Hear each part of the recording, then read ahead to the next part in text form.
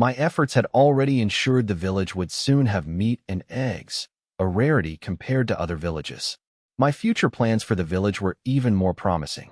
Yet, in the current climate, even neighbors might report one another, leaving me with no choice but to protect myself. The secretary realized my self-preservation was reasonable. As a party official, the secretary couldn't openly support my choice without risking his own standing.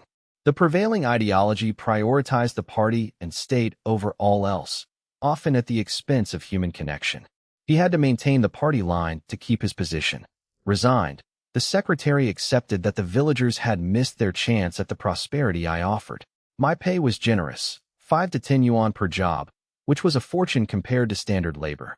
A full day of manual labor elsewhere earned only 1 yuan. My pay was 5 times that. It was an immense opportunity, but one that required me to prioritize my own safety. The villagers lacked the unity to capitalize on my success. Jealousy prevents them from simply following my lead to prosperity. I can't be blamed for their inaction. While I could leverage favors from Chunsheng to handle trouble, friendship fades with overuse. As the saying goes, you only get one chance to ask a childhood friend for help once they become wealthy. It's a harsh truth. It's not about them looking down on you, but the breakdown of mutual reciprocity. If they help you once, how do you repay them? You can't match a lobster dinner with a bowl of noodles. The disparity makes the benefactor feel exploited. When they face real crises, like a multi-million yuan capital shortfall, your basket of eggs is useless. Without mutual benefit, friendship dies, unless you were once their savior. Let's go to the commune. You need to pay for the timber and register the site. They went to the commune to declare the construction. Building in the forest is common for hunters, so it didn't require formal permission. While everyone knows you should pay for state timber, most hunters don't bother. I, however, choose to pay to avoid being reported. I registered both the future housing for the unregistered residents and the cabin already occupied by the Black Panther. This preemptive move prevents future trouble. Timber is cheap right now, as many mills are struggling to pay wages. With the permit in hand, I returned home and mobilized Huzi and Zhang Ligua to start building in the forest. As a master carpenter, I led the work while the others assisted. The cabin needed to be spacious enough for several people. Construction took 5 or 6 days. I couldn't just clear-cut the forest, or the villagers would complain. They had to selectively harvest trees from different areas to avoid leaving bald spots, which made the process tedious. The site is close enough to the village that the lights are visible, yet far enough to be secluded. While a lone occupant might be afraid, the cabin is designed for 6 or 7 people, so it feels safe. I crafted all the furniture, beds, tables, chairs, and wardrobes. Though the fresh wood might warp slightly as it dries, it remains functional. I couldn't have planned this months in advance, but the result was stunning. It's beautiful, they marveled. Even the roof tiles are wood. I don't want to leave. The cabin sits on a 1-meter-high foundation with stairs, giving it a polished look. My craftsmanship turned the structure into a work of art.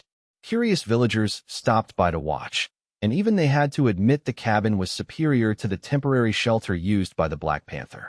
The previous shelter was just a makeshift shack for 1 or 2 people. This was a proper home. With my carpentry skill at level 9, I added intricate details and carvings. The door carvings were beyond the ability of an average craftsman. To prevent arson from jealous neighbors, I and Huzi take turns sleeping there until the unregistered residents move in. Next, they had to recruit the unregistered residents. They couldn't call it a company, so they framed it as hiring porters. In the county, porters with carts or tricycles are common for moving goods. Depending on the distance, a trip earns a few yuan, which adds up to a decent monthly income. These workers wait at fixed locations for jobs. This isn't self-employment or a formal company, so it avoids regulatory scrutiny. Manual labor like masonry or pulling carts is generally ignored by authorities. They would offer the unregistered residents work and housing. The workers could use their earnings to buy food at the pigeon market. As a group of outcasts, they would be bound by shared interests and unlikely to betray one another. If questioned about their food source, they could claim it came from home. It's an unassailable excuse. Who can prove a family isn't starving themselves to feed their kin? As long as they remain low-key, the public security won't arrest them without hard evidence of illegal black market activity. Here are the terms. Distribute these flyers and gather them. We'll see who's a good fit. Tell them it's a trial. We'll pay them for the days worked even if they aren't hired permanently. Huzi and Zhang Ligua took the flyers and a list of addresses. I had coached them on how to explain their knowledge of these residents without exposing Captain Wu or his sister. Move out. They split up to reach the scattered, unregistered residents, whose reasons for being off the grid varied wildly. I and Huzi had bicycles. To ensure Zhang Ligua had one, I borrowed a village bike for Huzi so Zhang could use his. This swap avoided village gossip about lending a bike to an outsider. The three fanned out to distribute flyers and explain the work. Interested parties were told to gather at Sanshuiwan by 10 a.m. the next day for screening. The recruitment took all day, with my persuasive script ensuring people took them seriously. The pay was set at 5 yuan, lower than the 10 yuan promised to my inner circle, to avoid suspicion. Offering too much to strangers would make them think it was a scam. A salary exceeding a standard worker's monthly wage would immediately trigger fears of illegal activity. At dusk, they gathered at the cabin. Huzi drank deeply from the water jar, ignoring my warning about the cold well water. In the absence of refrigerators, well water is used to chill food, like watermelons. Wells are categorized as sweet for drinking or bitter for irrigation. Wells often contain frogs or even snakes. People try to remove them, but if they sink, the water is still used out of necessity. To prevent contamination, wells are kept covered, though creatures somehow still find their way in. I set up a small table on the cabin's porch-like deck for dinner. Come on, Zhang, sit and eat before you head back. Zhang Ligua checked the sky. It wasn't dark yet, and his daughter, Xiao Yun, was safe with neighbors. Let's eat quickly then. I need to get back, Zhang said, sitting down to join them. Eat slowly. There's a bowl of meat and buns left in the pot. Take them home for the kids. Zhang Ligua nodded, moved by his employer's generosity. Let's talk while we eat. We aren't ancients. No need for silence at the table. I and Huzi devoured the meat and buns. Zhang Gu spoke first, being the most mature. I've contacted everyone on the list. If they weren't home, I told their close kin to ensure the message was passed on. Huzi nodded, but I tapped his head. Don't just eat, speak up. What's to say? I followed your instructions exactly. Everyone was notified. They'll likely show up. My offer was generous. A free lunch of stewed meat, and a 2 to 3 yuan severance payment for anyone who showed up to try the work. While severance wasn't a common term, the incentive was necessary to convince people the offer wasn't a scam, ensuring their 4 days of cabin building weren't wasted. I adjusted the pay scale, 5 yuan for under 1,000 caddies of game, and 10 yuan for 2,000. This tiered system ensured fairness for the professional porters. Finishing my meal, I retrieved a jar and a net bag containing 2 buns from the cabin. Zhang, hang these on your bike. You're coming back tomorrow anyway. Zhang Ligua nodded silently and secured the items to his handlebars. I watched him leave, then turned to Huzi. Stop eating. You're staying to guard the cabin tonight. Again? It's not again. Don't go sneaking off home to your wife. Huzi sighed, finished his food, and ran home to inform his family of his night shift. Though militia patrols passed nearby, I knew any arsonist would be a local familiar with the patrol schedule, making a guard necessary. I brought 2 bowls of meat and buns back home, meeting Huzi on the way. There's more meat in the pot if you get hungry tonight. Don't forget the bun. Got it. Huzi headed to the forest with his rifle, unconcerned about danger. The cabin was close enough to the village that any disturbance would be heard. Even from the village edge, the militia could see the cabin with flashlights. A gunshot would be unmistakable. Why so late? Take a bowl. I'm taking the other to the old courtyard. I handed Huang Sui a bowl and buns, then headed to the old courtyard with the rest. I gave a portion to my sister, leaving the rest for my mother to distribute. Su Jin stared hungrily, earning a glare from me. Fine, you two come with me. My wife has another bowl at home. Thanks, third brother. Su Jin cheered, while Su Jing was too busy eating to notice. Seeing Su Jin was full, I told her to eat slowly and took Su Jin home. I figured the large bowl I left with Huang Sui would be enough for her and Su Jin to share. At home, Huang Sui had prepared a plate of chives with eggs. Su Jin burst in, joking about my favoritism. I told him to sit and eat, then asked where the chives came from. Third uncle sent them. I'll use the rest for dumplings tomorrow. Can I have some? Sujin asked. I refused, but Huang Sui promised to save him some. Huang Sui figured she could just make more dumplings tomorrow to keep the peace. I kicked Sujin. Stop acting like that, it's disgusting. Sujin quieted down and focused on his meal. Huang Sui ate elegantly, contrasting with Sujin's gluttony. I teased him about his constant hunger. Sujin often fished in the pond with Huzi and Ziaduzi. Their mother didn't demand game from me because the fish provided enough for the pregnant sister-in-law. If not for the fish, my mother would certainly have pressured me for meat. I barely eat the meat. I give it to sister-in-law. She's getting quite plump. Gaining weight in these times was rare. She's eating too much. Too much nutrition makes childbirth difficult. I hope to avoid the tragedy of my brother's previous life, where they remained childless. Tell mother to have her walk around and balance her diet. A large baby is hard to deliver. Sujin nodded, doubting he could convince their mother. Their mother was simply overexcited about her first grandchild. She meant well, but was overdoing it. I decided to drop it to avoid appearing stingy. Eat up and get out. Sujin finished, burped, and left without a word to me. I nearly chased him, but Huang Sui held me back. Why get so angry at your brother? This kid is asking for a beating. He only greeted you before leaving and ignored me entirely. Is that appropriate? Huang Sui giggled at their childishness. I, feigning outrage, scooped her up and headed toward the bed. Outside, Haizi heard the commotion, let out a low whine, tilted its head, and stared at the sky. I slept in late after a long night. Huang Sui was gone, but breakfast was waiting. After eating, Huzi arrived. Why are you here? I told you to watch the cabin. Zhang Gu is here, and you were missing, so I came to check. I finished my meal quickly. Let's go. Upon arrival, Zhang Ligua introduced me to the group of young men. This is our employer. If you stay, you're working for him. One man protested. Working? Zhang Gu, stop joking. Brothers, I'm Suyu. I'm nothing special, just a hunter. I gave a speech promising that following me meant having meat on the table. I dangled incentives. Beyond their high wages, they could earn extra by hunting in designated spots using rented shotguns during their downtime, provided it didn't interfere with their transport duties. The men were intrigued by the prospect of earning extra income with the employer's blessing. I clarified that while I provided insurance and compensation plans for injuries or death, they would need to sign formal contracts later. There were 14 or 15 young men in total. Coming from different communes, they felt a sense of distance, which I worked to bridge. While state-owned enterprises existed, they mostly hired locally, except for special talents transferred across provinces. Many educated youth only returned home by qualifying as special talents through higher education or specific skills.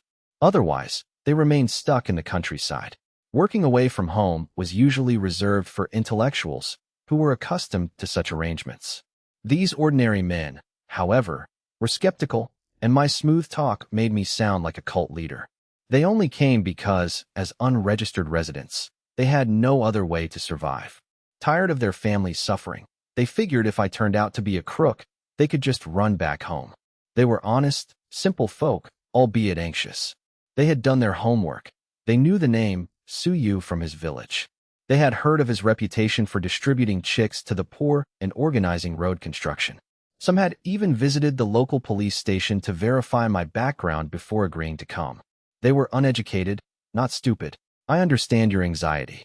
I'm a rural man myself. I don't do anything illegal. I just need help with hunting without neglecting production tasks. Ask around Sanshuiwan. If I were a criminal, would the local police allow my village to exist? The men felt reassured, reasoning that the police would have intervened if the village were corrupt. Watch and learn. You are free to leave, but you must ask for leave first. I emphasized the leave policy. If they went missing, I needed to know if they had left on their own accord. If you take leave, you're on your own. If you go missing after that, it's not my responsibility. This is my childhood friend, Huzi. He's your lead. Report to him for everything. Huzi, show them the sleeping quarters and introduce them to everyone. Huzi agreed. Familiarize yourselves with the area today. Zhang Gu and I will hunt to provide a meal, then we'll show you how to transport the game. I signaled Zhang Ligua, and we headed into the mountains with our rifles. What a hassle having to provide security, Zhang muttered. I laughed. Not everyone is as bold as you, Zhang Gu. You followed me into the woods without a single question. That's because I'm skilled and fearless. Traditionally, you don't hunt with strangers. It was a common rule. Hunters were always wary of other groups in the forest. They would usually retreat rather than turn their backs on strangers.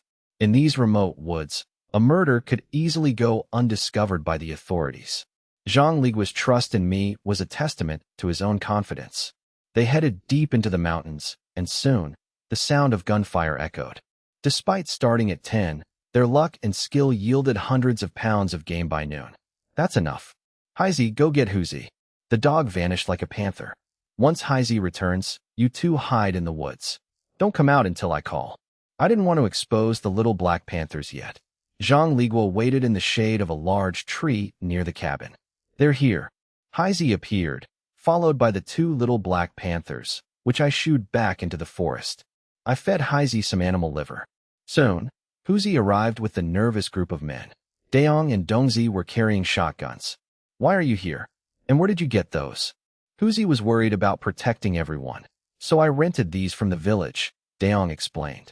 Village shotguns were old but lethal, firing iron sand that was devastating at close range. A single shot could take down a bear. However, the old ammunition was prone to dampness and unreliable. I had considered a double-barreled shotgun, but found the limited range and manual reloading impractical. Ultimately, I had chosen the rifle instead. Rifles are precise at 700 to 800 meters, unlike shotguns, which lack that range. However, shotguns are perfect for close-range defense. I agreed. Huzi was right.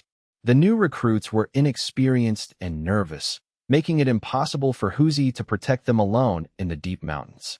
Fine. Since everyone is here, let's move the hall and eat. The group stared at the hundreds of pounds of game. With over 20 people, the share per person was modest. Zhang Gu, Huzi, Dongzi, Daong, and I will supervise. Let the new guys handle the carrying. They need to get used to the workload. The others agreed, knowing the veterans were armed to protect them. The new recruits immediately began hauling, eager to prove their worth during their 3-day trial.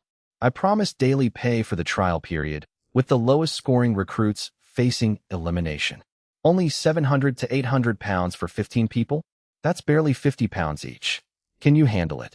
Of course, boss. That's light work, they replied, stunned by the sheer volume of the catch. They were shocked that the two men had bagged so much in such a short time. I warned them as they approached the cabin.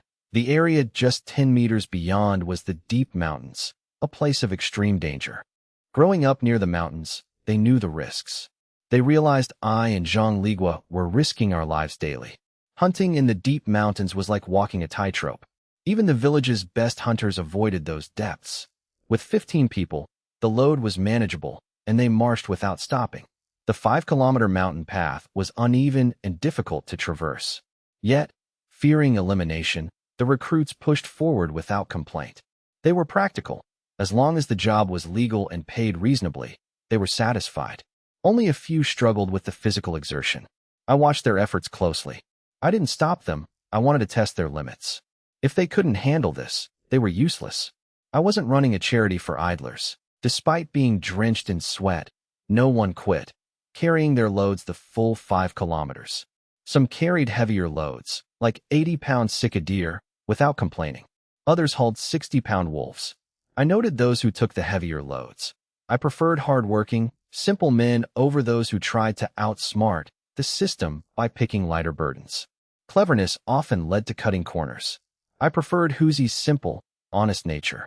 Dealing with honest people was effortless, no mind games required. Heizi, go get Su Jin, Ziaduzi, and Su Xiaoben. The dog vanished, leaving the recruits stunned.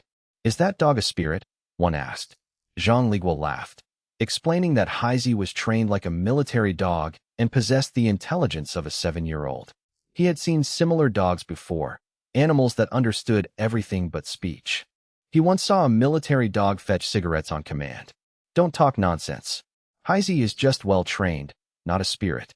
The group laughed, clearly envious of my remarkable dog. Third brother, back from hunting? Su Jin arrived shortly after, guided by Heizi, who had fetched the skinning knives to signal his intent. Su Jin understood Heizi's intelligence well. Heizi had also alerted Su Xiaoben and Ziaduzi. With Su Jing acting as the translator, the group quickly gathered at the cabin. Skin these, I ordered. Huzi, prep the cart. We're splitting the meat into 3 shares. First share, give to the village party secretary, the team leaders, and Captain Qin. Tell them it's a fresh gift from the Su family. Second share, take to the commune. Tell them it's a gift for everyone. It's too much to keep and not worth selling. Tell them the village party secretary suggested it, and that I'm just a troublemaker trying to curry favor. This self-deprecating approach made the gift seem harmless and sincere. If there were ulterior motives, officials wouldn't accept it, but as a gift from the village, it was acceptable. It was a playful way to ask for protection. I also instructed Huzi to mention the planned transportation and hunting teams to ensure the commune was informed through official channels. By blackening my own reputation, I made myself seem harmless while building rapport with local officials. The third share is for you all. Take a few pounds home to your families. Giving away 800 pounds was painful, but necessary to secure my position and avoid trouble. Cook the rest for everyone here to eat. The group cheered. Everyone pitched in to help with the skinning. I kicked Huzi. Go prep the cart, and remember what I told you to say. Brother you, shouldn't you deliver the gifts yourself to build the relationship? Stop being lazy and go. Huzi ran off, and Zhang Ligua remarked, I think Huzi has a point. If you want the commune to owe you a favor and avoid trouble, you need to show your face. Zhang Ligua was blunt due to his military background, but he wasn't stupid. He understood basic social reciprocity. I know, but Secretary Qin hates sycophants. If I don't appear personally, I won't look like a desperate opportunist. I know first impressions matter, but wouldn't hiding make my intentions seem less sincere? Besides, without family connections or influence, why would they bother helping me? These officials see through everything. A few gifts won't make them break principles for me. I'm not their son, and the others are just fence-sitters. Why bother winning them over? To compete for a district head position? I made it clear. I didn't need help, just no interference. I knew that even low-level clerks could influence a leader's judgment. Small people can't do much, but they can easily ruin things. I asked the men about the meat. 10 pounds isn't enough. Give it to Huzi, he knows what to do. The men thought 10 pounds was a luxury, but I knew it wouldn't suffice for my wife, the old courtyard, and the others. Huzi, Daong, Dongzi, and Xiaoduzi all needed a share. Uneven distribution breeds resentment. It wasn't worth the risk. Since I was gifting it, I had to ensure my own people were fed first. Huzi prepared the donkey cart. I gave the villagers 100 pounds and the unregistered men 10 pounds each, a gift worth 6 yuan. Totaling 150 pounds, plus the village's share, they cooked 50 pounds and sent 500 to the commune. I figured if I sent it to the commune kitchen, even Secretary Qin couldn't refuse. If Qin refused on behalf of everyone, he'd alienate his staff. Qin might pay for it to avoid corruption charges, but he couldn't reject the meat without looking bad to his hungry subordinates. This was a subtle way to build rapport and ensure Qin wouldn't sabotage the hunting team. Qin was fundamentally honest and would likely realize I meant well. 50 pounds was enough for a feast for over a dozen people. 2 pots were set up, filled with meat, star anise, cinnamon, and chili oil. The smell was incredible. The aroma made everyone, including me and Huzi, salivate. What are we cooking? Huzi asked. 2 musk deer and 3 rabbits, about 50 pounds. It was a decent haul for adult musk deer and rabbits. Despite the bones, the meat was delicious. Wild game like this was highly valuable. Musk was expensive, but hard to collect consistently. Musk deer meat was a potent tonic, especially for men. Go to the commune now while everyone is there, or Qin will turn you away. Understood. Huzi took a few sharp, steady young men with him. Simmer it slowly. We'll eat when the team returns. Huzi was the team leader because he knew the forest best. His leadership was essential for their survival. I went home for flour to make steamed buns. I had to invest to keep these men. After a grueling day, I needed to ensure they would return tomorrow. This was like a caste dinner, a chance to build trust. Here, make some buns. The men cheered and got to work. Boss, there's no time for the dough to rise. Let's make noodles instead. I realized they were right. Buns required time to ferment. Fine, noodles then. Can you roll them? None of them knew how to roll noodles. Forget it. I'll get your sister-in-law. I brought Huang Sui to help. She arrived and began boiling the noodles. The noodles were perfect. Sister-in-law has great skills. The men laughed, their initial suspicion fading. I worked hard to dispel their doubts. People were wary of speculation and the risks of leaving their comfort zones. Most people were trapped in a cycle of seeking safety over change. Wealth often requires a shift in perception that many hadn't reached yet. Some would brave the train to trade, while others stayed behind out of fear. By the time everyone realized the profit, the market was already saturated. People often miss opportunities by following the herd. Many still viewed self-employment as a low-class, shameful pursuit. Done. The noodles are ready. Huzi should be back soon. With Huang Sui's unwavering support, I knew we could achieve great things. Arguing over whether to share one's own flour for noodles, a luxury in these lean times, would only breed domestic discord and hinder progress. Huang Sui's unquestioning trust saved me much trouble and left a positive impression on the group. Some might think me foolish for giving 10 pounds of meat per person instead of just one, fearing it would only fuel their greed.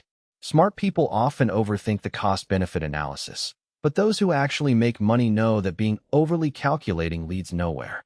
Boss, the captain is back, someone called out as a donkey cart approached from the road. Huzi and his team arrived, but they stopped at the village first to return the cart before joining the meal. All right, everyone is here. Let's eat. Huang Sui served the noodles, receiving polite thanks from everyone, especially the younger ones. The atmosphere was harmonious. I served Huang Sui a separate bowl of meat and noodles to eat under the cabin, apart from the men. It wasn't about gender segregation, but rather to keep the men from feeling constrained during their conversation. Tell me, did the commune accept the meat? Huzi replied while eating. They did, but Secretary Qin insisted on paying. I couldn't possibly take his money. 500 pounds of meat at 30 cents a pound is 150 yuan. That's more than his monthly salary. He'd have to drain his savings. I brushed him off and left before he could catch me. He'll likely come looking for you to pay up soon. Huzi added, it's not that I failed. Secretary Qin is just too stubborn to take anything from the masses for free. I patted Huzi's shoulder. You did well. If I'd gone, Captain Qin would have chased me off. I knew my own reputation. Qin would have viewed me as a bad element, trying to corrupt him. Forget it. Leave the rest to me. Finish your meal and get some rest before the afternoon shift. Su Jin, Xiaoduzi, and Su Xiaobin squatted on the ground to eat, as there wasn't enough table space. Only Huang Sui sat at the table. She had the table to herself, while everyone else found spots wherever they could. I nudged Su Jin. You three, take the meat and deliver it to every household. That's your task. Don't forget our own share. Huzi, make sure the portions are equal, no favoritism. Huzi signaled his agreement. Su Jin complained. Us again? We haven't even finished processing the hides. I glared, silencing the protesting Su Jin. Stop whining. Your sister-in-law is eating, so no one is going to protect you. Go deliver the meat. The hides can wait. Hides require careful treatment, rubbing with wood ash and stretching on frames, to remain supple rather than turning into stiff, useless boards. Proper curing involves stretching the hide over a circular frame like a drumhead to dry slowly. The trio reluctantly agreed. Xiaoduzi and Su Xiaobin were fine, but Su Jin always challenged my authority. This annual rebellion was a standard Su family affair, though outsiders were unaware of the dynamic. Eat up, then get some rest in the cabin. Use the beds or the floor, just get some sleep. Understood, thank you, boss. Huang Sui left, taking the meat for the old courtyard and our own household. This helped Su Jin, who then joined Xiaoduzi and Su Xiaobin to start cutting and delivering the meat. My distribution was a protective measure. Having unregistered residents living in a cabin at the village edge was bound to cause friction.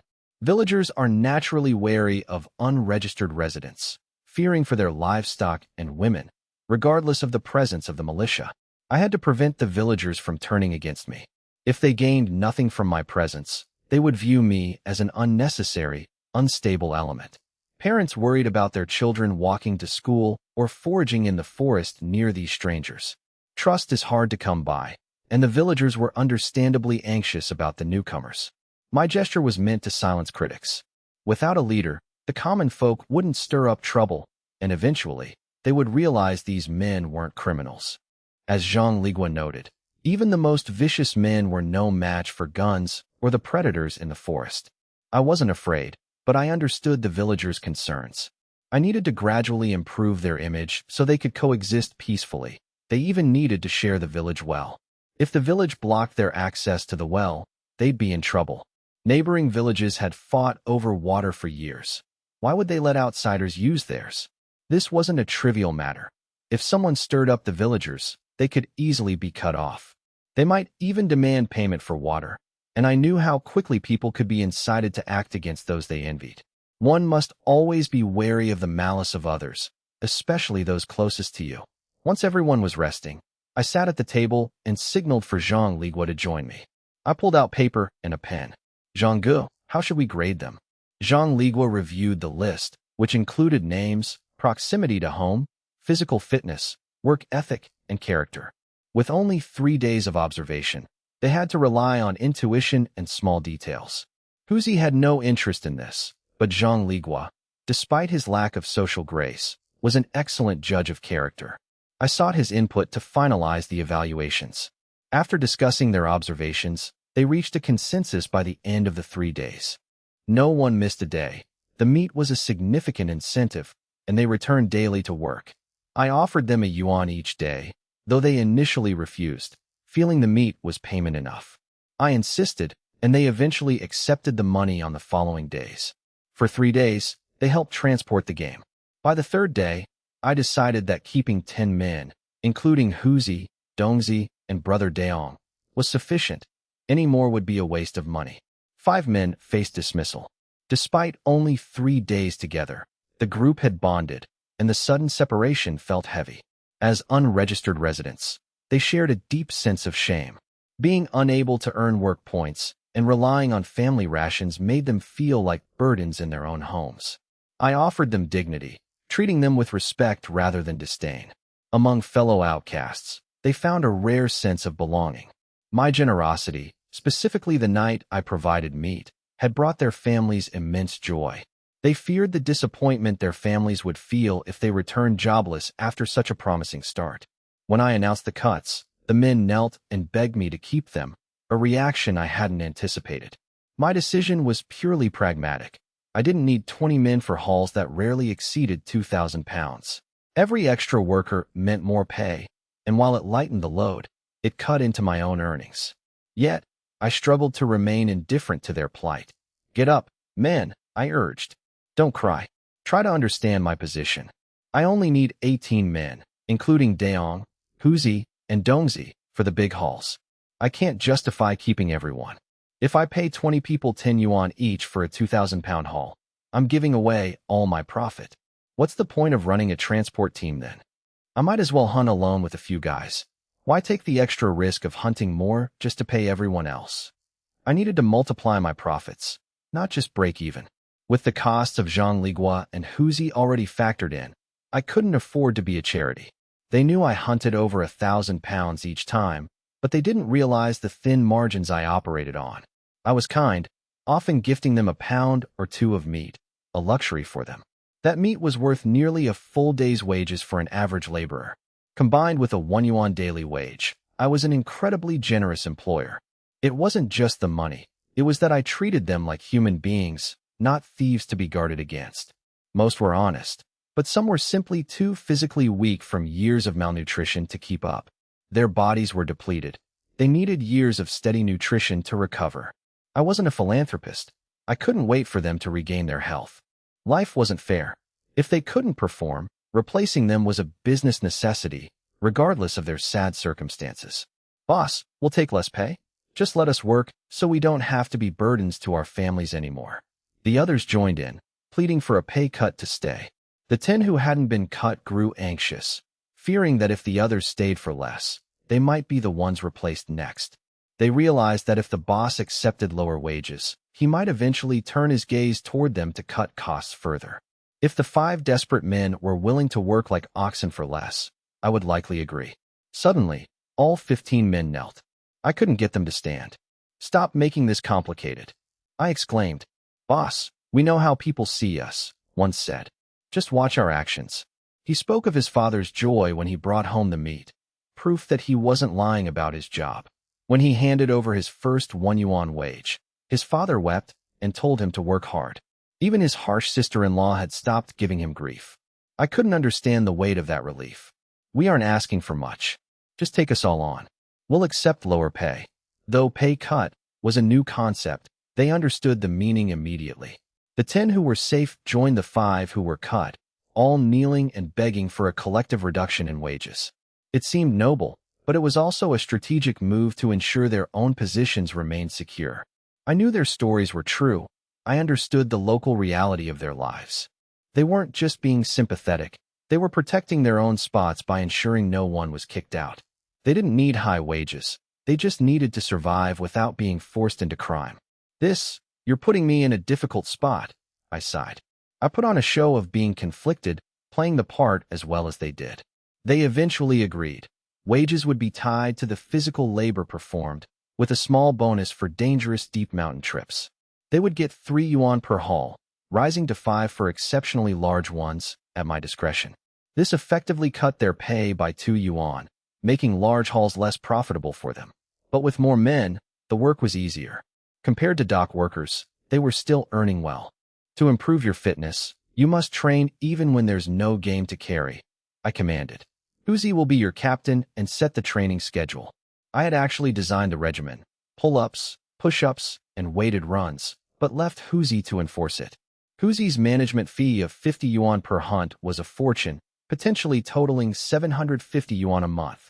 It was a massive sum, though it required the tracking skills only Huzi possessed. Every evening, the men would run 10 kilometers to the county town and back, carrying bags of dirt. To keep them motivated, I provided meat from every hunt, contingent on their training. Huzi led the way, adding extra weights to his legs to build the strength needed to keep up with me. He never asked to enter the deep mountains, despite his wife's nagging. He knew I would consider it if asked, even if it meant risking my own safety.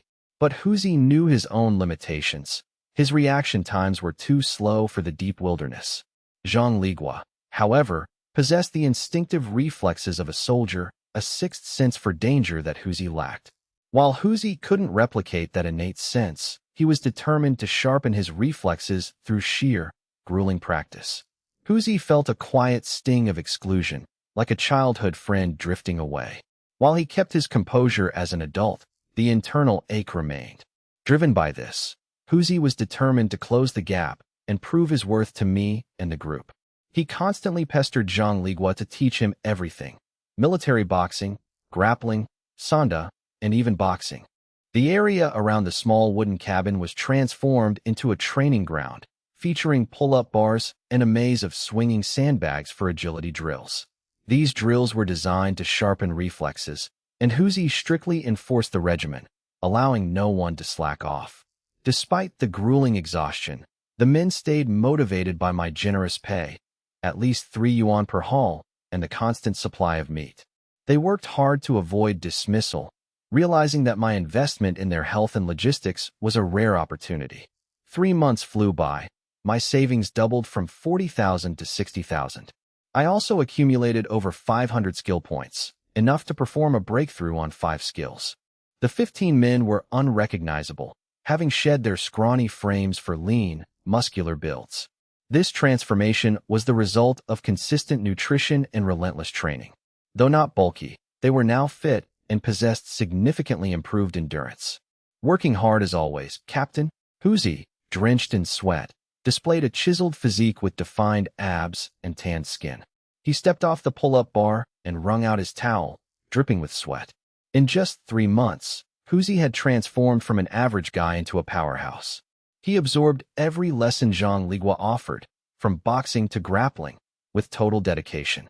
While 3 months is short for such results, Huzi's solid baseline and the systematic training made his 8-pack abs possible. His peers witnessed his singular focus. Aside from hauling, he lived for training. His lead-by-example approach silenced any complaints about the intensity of the work. Since Huzi wasn't an unregistered resident and didn't lack money, his peers felt no excuse to slack off. The group's intensity surged. Pull-ups, push-ups, and weighted runs became their daily routine. Still idling? Your performance is tracked, and the bottom 3 lose pay, Huzi warned. At Huzi's suggestion, I implemented a penalty system where the bottom 3 performers lost 1 yuan from their wages. While still earning more than laborers, the competitive pay structure kept everyone hungry. We can't keep up with you, Captain. You're like a machine. We're just taking a breather. Huzi ignored them and resumed his pull-ups. Seriously, Captain, what's driving you so hard? Yeah, tell us. Is your wife keeping you out of the bedroom? They teased. The group erupted in laughter. Such crude jokes were common among villagers, and Huzi couldn't take them too seriously. Huzi barked a retort while panting through his pull-ups, sending the men scurrying to their squats. The shaded, sweltering area had become Huzi's personal gym, housing everything from pull-up bars to the Tai Hang for jump training. Huzi had Zhang Ligua drill me in military-style training, my fists now calloused from relentless sandbag strikes. Despite 3 months of progress, I still couldn't last 3 moves against Zhang Ligua, let alone myself. Everyone knew the hierarchy. I was the expert, followed by our temporary instructor Zhang Ligua, then Huzi.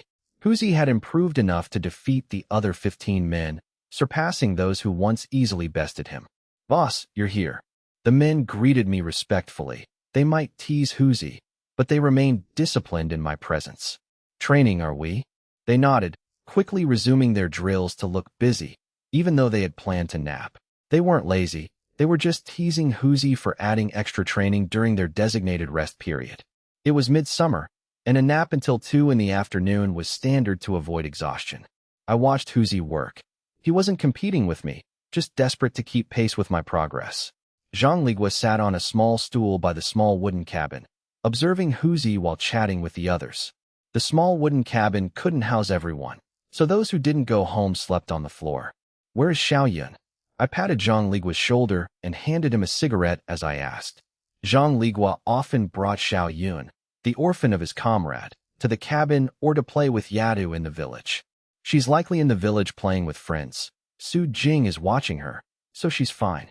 Zhang Ligua lit a cigarette, watching the men go through the motions of their extra training. He suspected only Huzi was truly committed. Won't he break his body training this hard? I was asking about Huzi, having witnessed his relentless dedication over the past 3 months. Don't worry, he's barely started. When I was a recruit, we trained until we pissed blood. That's what real exhaustion feels like. I was speechless at Zhang Ligua's callousness, realizing I didn't view Huzi's limits as human limits. Though the thought of training to that point was terrifying, I trusted Zhang Ligua's military experience and felt reassured. Huzi, take a break. The 3 of us are heading out soon. Huzi hopped off the pull-up bar, wiped his sweat, and promised he wouldn't delay their departure. He sat down under the eaves, grabbing a fan to cool off. While the rest of the transport team continued training, Huzi had to join the hunt to guard the safe house. He was also responsible for escorting the team into the forest later, as they lacked firearms and were vulnerable to predators. Their dogs could provide early warning, but without weapons, the men remained defenseless against attacks. Zhang, how is their marksmanship training coming along? It's okay. Only a few have talent. The rest need more time to figure it out. I hoped that if they mastered marksmanship, I could provide more guns, allowing Huzi to lead them on hunts outside the deep mountains. This would increase my own income while creating more earning opportunities for the team. Marksmanship takes time. After 3 months, only a few were barely qualified, far from the level needed for a coordinated hunting team. Relying on 15 or 16 men solely as porters was inefficient. Forcing them to hunt was the only way to maximize profits. Aside from Brother Daong and Dongzi, the rest of the team worked diligently, fearing my disapproval. Every trip into the forest, they carried machetes for protection against lone wolves, realizing that relying solely on Huzi wasn't enough. Learning combat skills was safer. Sai, you've worked hard. I patted Zhang Ligua, acknowledging that despite his modest pay, Zhang took on the heavy burden of teaching martial arts, conditioning, and marksmanship, tasks I had added on a whim. Xiaoyun loved the arrangement, enjoying playing with the village children and being near Zhang Ligua. She had become much more cheerful and no longer clung to me asking for her mother.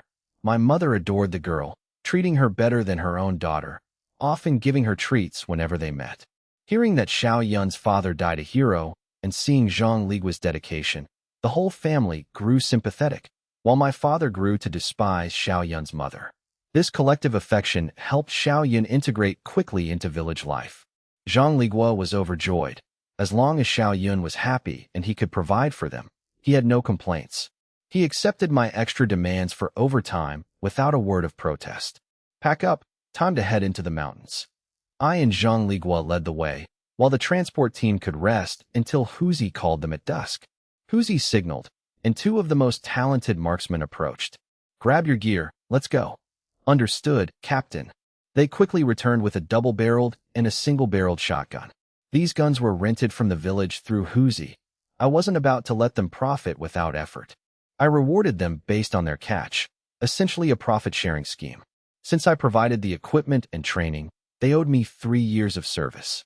I ensured they didn't work for free, honoring the traditional weight of an apprenticeship. In the past, even simple trades like blacksmithing or carpentry required formal apprenticeships to survive. As society modernized, these skills became common, and the respect for the master-apprentice bond faded. People stopped valuing these teachings because they weren't strictly necessary for survival. But in the past, learning a trade was a livelihood. Taking it meant competing with the master, so 3 years of service was a fair debt of gratitude. While the 70s lacked such rigid structures, the concept of repaying a master's kindness remained, especially in martial arts circles. I was providing them with a valuable skill, which was a genuine favor. I constantly reinforced the idea that they shouldn't abandon me just because they could hunt independently. Loyalty was paramount. Besides, my guaranteed pay was safer than the uncertainty of hunting alone, even with Huzi's dog, Heizi, to help track. I knew they had likely tried hunting on their own during breaks and failed, which was why they stayed with my team. Along the way, the men watched in awe as I hit every target with my bow. They barely had a chance to fire their guns, realizing my archery was far superior. Split up here. You continue. We'll head further in. They were close enough to the cabin that the scent of the catch wouldn't attract predators. I and Zhang Ligua took the game and headed toward the wooden cabin. Stop staring, the boss is gone. Time to move. I only took half the catch, providing guns and training in return, a stable deal even if they failed to hunt. Quitting to hunt alone would ruin their reputation. Leaving the team right after learning to fly was seen as disloyal. There was a loophole. They could give their catch to Huzi and claim he caught it, as Huzi kept his entire share and could pay them a higher percentage. I knew this, but Huzi had scolded anyone who suggested it. Huzi was smart enough to know I was the brains of the operation. If I hadn't thought of such an obvious loophole, I wouldn't be the leader. Huzi was closer to the men, but he knew I was the true authority. Huzi chose to be honest, knowing that even if he gave up some profit, his position was secure. He believed that since he couldn't outsmart me, sincerity was his best strategy. Huzi had followed me since childhood because I was never wrong. I was fully aware of the loophole. This was a test of Huzi's loyalty. I needed to see if Huzi remained reliable now that he was older. I was relieved Huzi stayed honest, especially since Heizi, the dog, could count. I could simply ask Heizi how many animals Huzi caught. If the numbers didn't match, I'd know immediately. Heizi was trained to be precise, making deception impossible. Heizi followed my commands above all else. Without my permission, Huzi couldn't even command Heizi to hunt. Left or right? After feeding the Black Panther cubs, I decided to split up, warning Zhang Ligua to be careful in the deep mountains. They parted ways, and I ventured deeper into the wilderness. My arrow count rose steadily, while Zhang Ligua's distant gunshots grew faint, indicating he was over a kilometer away. Since no distress signal was fired, I remained calm. They had devised a signal using double-bang firecrackers inside bamboo tubes, which could be triggered by a pull string. The sound could travel over a kilometer, and they could increase the powder for more volume. The only flaw was that the bamboo device wasn't waterproof. Making them was easy, as rural villagers were experts at crafting their own fireworks. People often traded these homemade fireworks during the holidays. During the Lunar New Year, the sound of fireworks was constant. Some households would have hundreds of packs stacked high. With such skills, making a signal device was trivial. Suddenly, I heard a rustle in the grass and crouched. I hid by a tree, bow ready, senses heightened. My archery was as lethal as any firearm. Expecting a venomous snake, I prepared to climb the tree, knowing some snakes were faster than a running man. Since it lacks sharp claws, the creature must coil around a tree to climb, which significantly slows its speed. I can easily strike and kill it from above, making climbing the most convenient tactical choice. I hesitated to shoot, wondering if I should just scare it away. If it were a venomous snake, it wouldn't be worth the risk, and I wasn't desperate enough to hunt it just for my gerfalcon. I decided against risking a fight. Just as I pondered, the grass parted, revealing a head. Is that a leopard cat? Leopard cats are small but fierce carnivores, making common domestic cats look like weaklings in comparison. They act like miniature leopards, capable of hunting prey larger than themselves. They are vicious. Keeping one as a pet is dangerous. Scram! I shouted, and the creature vanished. I didn't bother attacking. It wasn't worth the effort. Their meat is too sour and potentially riddled with bacteria, making them poor prey for human consumption. Scared me. I thought it was a giant python. While unlikely in this climate, the deep mountains are mysterious and dangerous enough that I wouldn't be surprised to find anything. This is a true no-man's land, filled with dense, impassable brush and hidden, lethal surprises. While one could use a machete to clear paths in the forest, the deep mountains are different. Here, you must be extremely cautious. You never know if you're grabbing a vine or a venomous snake. The area is crawling with deadly green snakes. Even with anti-venom, there's no guarantee it would work or that one could reach a hospital in time. In this uncharted wilderness, there are unknown species against which standard anti-venom is useless. Medical technology in the 1970s is simply too primitive to rely on.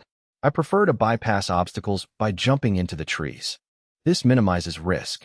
Suddenly, I heard a crack and looked down to see human remains. It was a pelvis, a bone known for its durability, yet it shattered under my foot. I picked up a fragment, and it crumbled easily in my hand. It's been at least 20 years. Who would come to this hellhole back then? While my butchery skill gives me some skeletal knowledge, dating remains is beyond my expertise. However, the system's comprehensive knowledge base provided me with enough context to make an educated guess. Combined with my tracking skills, I deduced the bones were at least 2 decades old. My deduction was far more scientific than a blind guess. Could it be someone searching for food during the Great Famine?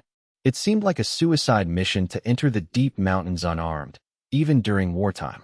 Villagers often used snares or traps, but rarely ventured this deep. I began searching the area, hoping to identify the remains and provide a proper burial if they were locals or soldiers. I found a few items. The organic materials had rotted, but the metal remained. I laid out a leather holster, a tattered hat, and a canteen. I examined the canteen and muttered, "A Japanese soldier?" The evidence suggested a Japanese soldier from at least 25 years ago. But why were they here during their retreat? I expanded my search, but found no other remains. Strange. I've searched a 500-meter radius. Was he a deserter?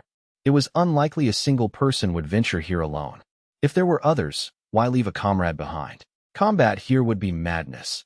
The terrain and venomous creatures would kill soldiers before they even saw an enemy. My small profile keeps me safe, but a larger group would attract constant danger. I remained convinced that others must have been present. If they weren't under attack, why abandon a body? If they were scared off by a single death, they wouldn't be soldiers. Despite their reputation, Japanese soldiers were disciplined and skilled marksmen. Something urgent must have forced them to flee. It wasn't an ambush site. It made no tactical sense. Even with rifles, the environment, riddled with venomous creatures and lacking proper gear, would be a nightmare. I decided to move forward in a specific direction rather than searching in circles. After 20 years, my time regression skill was useless on these remains. I pushed forward, using my 6 senses, but found nothing. This aimless search isn't working. I need to upgrade my skills to find a breakthrough. I didn't expect treasure. Anything of value would have rotted or been lost long ago. I suspected this might have been a secret research site, but even so, any evidence would be destroyed by time. I didn't care about wealth. I just wanted to solve the mystery. It was like a riddle. Even without a reward, the urge to know the truth was compelling. Curiosity is a powerful motivator. I continued my search while hunting, storing my game in my space. Since I was hunting anyway, I might as well keep looking, but I needed to upgrade my skills to make real progress. Host. Age, 19. Physique, 35, strength, 55, speed, 33, stamina, 38. Storage, 12 cubic meters space. Skills, photographic memory, superhuman strength. Fishing LV9+, archery limit break LV2+, scouting limit break LV1+, animal taming LV9+, martial arts limit break LV1+, butchery LV9+, rock climbing LV9+, marksmanship LV9+, carpentry LV9+, parkour LV9+, medical mastery LV1+. Skill points, 532. I surveyed my impressive skill panel. Every skill was primed for a limit break. A limit break expands my system space and potentially unlocks unique abilities. I decided to prioritize 5 skills, starting with scouting to aid my tracking. To my surprise, scouting was already at limit break 4-1, and upgrading it cost 200 points, consuming a valuable opportunity. Still, I had no choice. I needed the upgrade to break my current deadlock. As scouting reached limit break 4-2, a flood of memories granted me a new unique skill. Ignoring the initial discomfort, I proceeded to upgrade marksmanship to ensure my combat effectiveness. Another surge of memories followed. Once the pain subsided, I upgraded parkour and rock climbing. These upgrades boosted my physical attributes. I bypassed fishing and carpentry as they offered little utility, and while medical mastery was already at its limit, I lacked the points to push it further without sacrificing the space and unique skills gained from the others. Improving medical mastery wouldn't help me survive the deep mountains, whereas physical enhancements would. I deferred further medical upgrades. My stats: age 19, physique 43, strength 58, speed 36, stamina 45. Storage, 21 cubic meters space. Unique skills: photographic memory, superhuman strength, eye of truth, godly marksmanship, light as a swallow. Skills: fishing LV9, archery limit break LV2+, scouting limit break LV2, animal taming LV9, martial arts limit break LV1, butchery LV9, rock climbing limit break LV1, marksmanship limit break LV1, carpentry LV9, parkour limit break LV1, medical mastery LV1. Skill points, 32. Eye of Truth analyzes an object's origin and history, revealing its age and journey. It was a powerful investigative tool, though I had no intention of joining public security. Godly marksmanship allowed for shots beyond a firearm's standard range with increased power, though it couldn't bend bullets. I realized this was likely the skill's peak. Eye of Truth, unlocked via scouting, consumed mental energy and had limitations. It couldn't explain the intent behind an object's history. For instance, it could identify who crafted a bowl, but not why the previous owner sold it. It provided objective data, not subjective motives. Even so, it was incredibly powerful for identifying the provenance of antiques. Parkour and rock climbing granted me the unique skill, light as a swallow. This passive skill allowed me to move with extreme agility, potentially even skimming across grass, depending on my mental energy. I was thrilled with my 3 new unique skills. I returned to the skeleton, eager to test Eye of Truth. I realized the skill would reveal the skeleton's identity and background, but perhaps not the specific circumstances of its death. I hesitated between the canteen, the hat, and the pelvis. Which one should I check? With no dedicated mental energy bar, my capacity was limited, likely only one scan before needing recovery. I hoped that pushing archery to level 3 would force the system to manifest a mental energy stat. The system wouldn't allow a skill to be unusable due to a lack of resources. My level 2 archery already hinted at a mental component. However, with only 36 points left, upgrading archery was a long-term goal. It had taken 3 months to save 500 points. Upgrading archery would take another 3 months. Medical mastery would take 6. Only fishing remained cheap enough to upgrade quickly. Forget it, I'll just try it and see. I chose the pelvis. Result: male, 35, Kamita-jiro. Origin: certain island. Mission: retrieve Dr. Sato Kawaki. Died from red imported fire ants and snake bites. Damn it, I cursed. Red imported fire ants were lethal. The companions likely abandoned the body because fire was too dangerous in the forest. A forest fire would have been a death sentence for them and the doctor. I didn't recognize the name Sato Kawaki. The mission implied a base or laboratory existed nearby. The mention of the ants was the most alarming part. A swarm capable of killing a man and forcing his team to retreat was a massive threat. Even after decades, the colony might still be active. I immediately abandoned the items and fled the area. Even with my agility, I didn't want to risk an encounter. The fact that the soldiers abandoned their comrade proved the ant threat was overwhelming. I felt mentally drained from using the skill, confirming the high cost of Eye of Truth. I decided to retreat and recover. While my scouting improved, my intelligence remained at a normal human level, as the system hadn't added an intelligence stat. I concluded that my intellect was average, not genius level. I felt my intelligence had noticeably improved, though my mental power remained within human limits, likely akin to a heightened sixth sense. Others might possess stronger mental power, even if they lacked my specialized archery skills. Regardless, I was thrilled with my significantly boosted base attributes and 3 special skills. The expansion of my system space to 21 cubic meters was another welcome upgrade. However, the fear of stumbling into a massive colony of red imported fire ants made my scalp tingle. I could escape a small group, but wandering into a restricted zone spanning hundreds of meters would be fatal.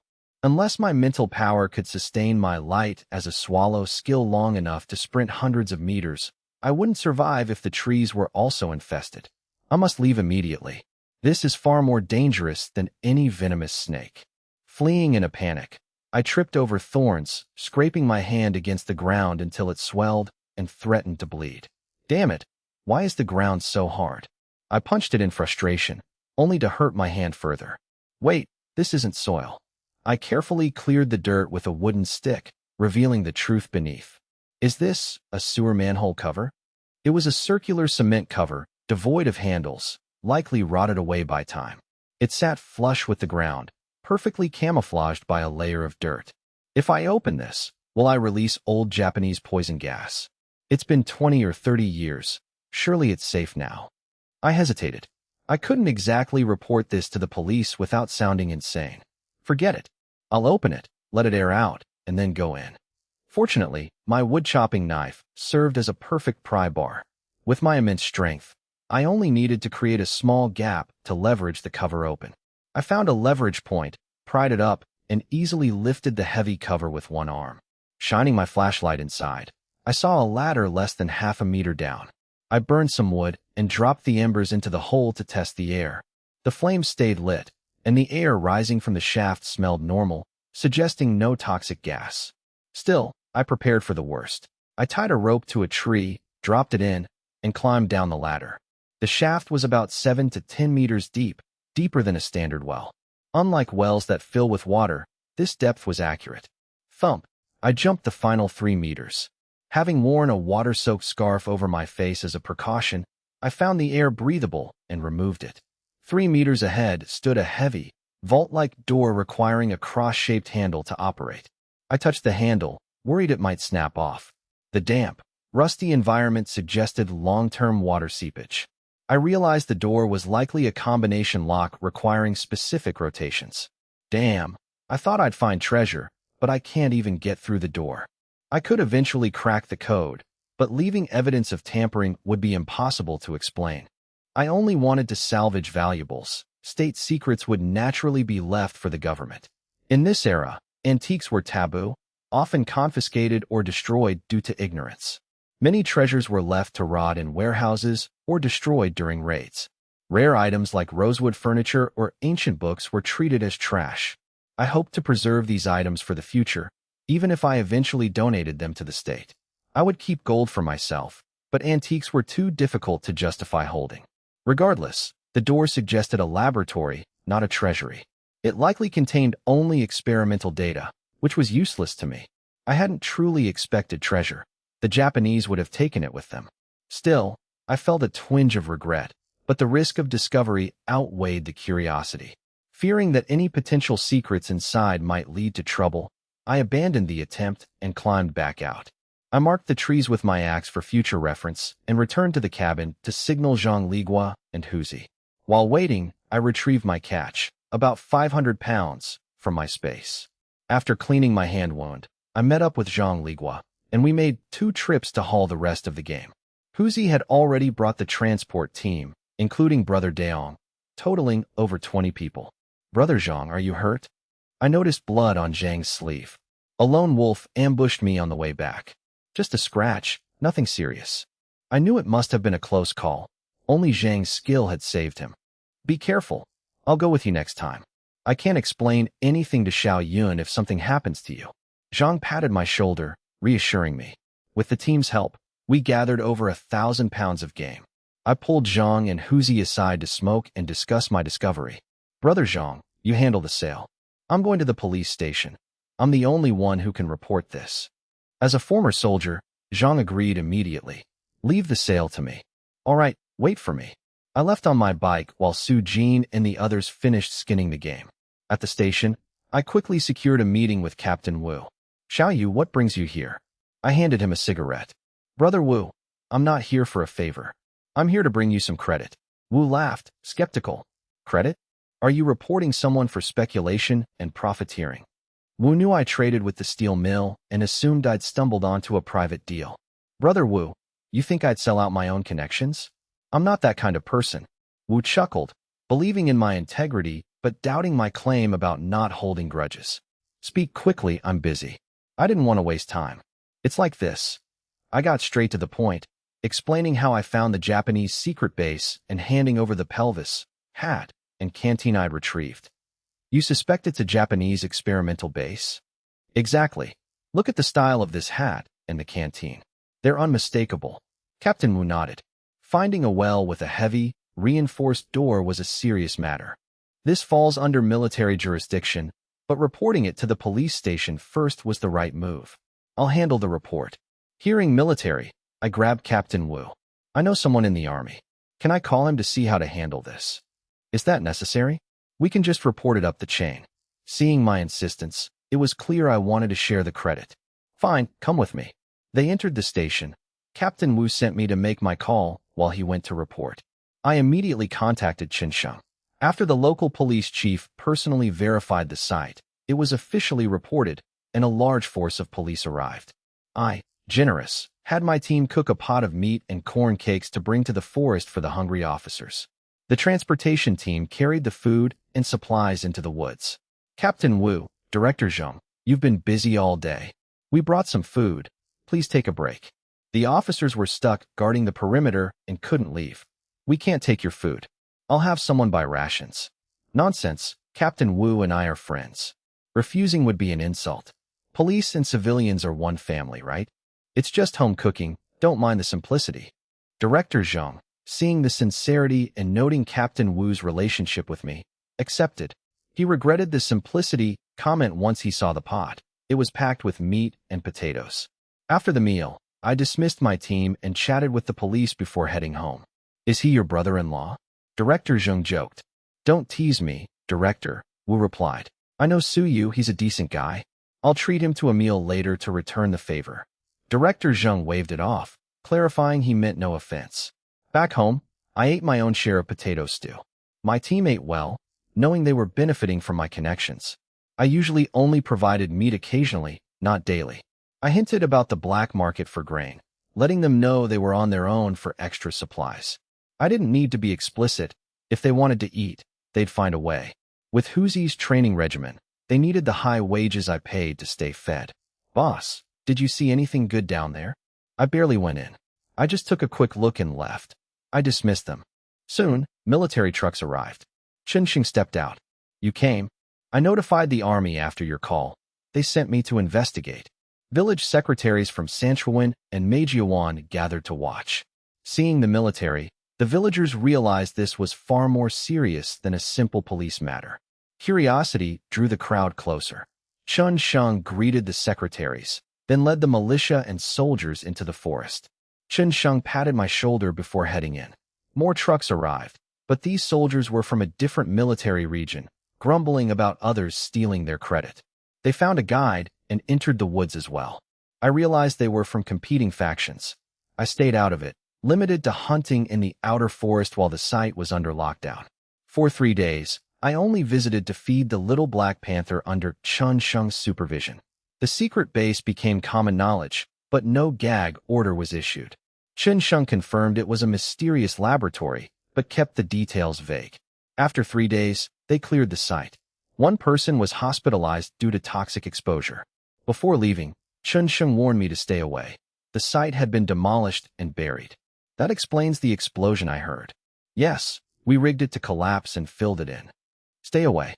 There are toxic residues, and the collapse was to prevent anyone from entering. I'm off. Wait for your reward from the organization.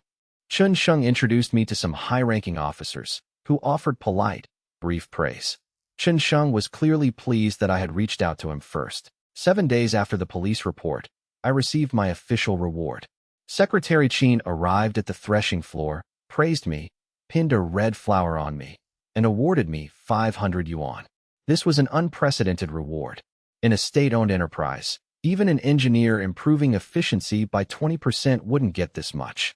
Usually, rewards were capped at 200 yuan, plus ration coupons for bikes, grain, or cloth. Honorary titles like Outstanding Employee were crucial for promotions and housing.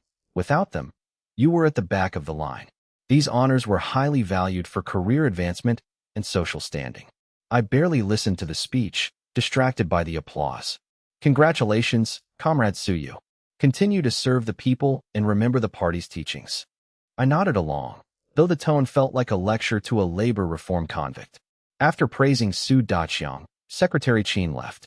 The village now knew I had 500 yuan. Seeing my grandmother's greedy look, I rushed home, only to be stopped by Huang Sui.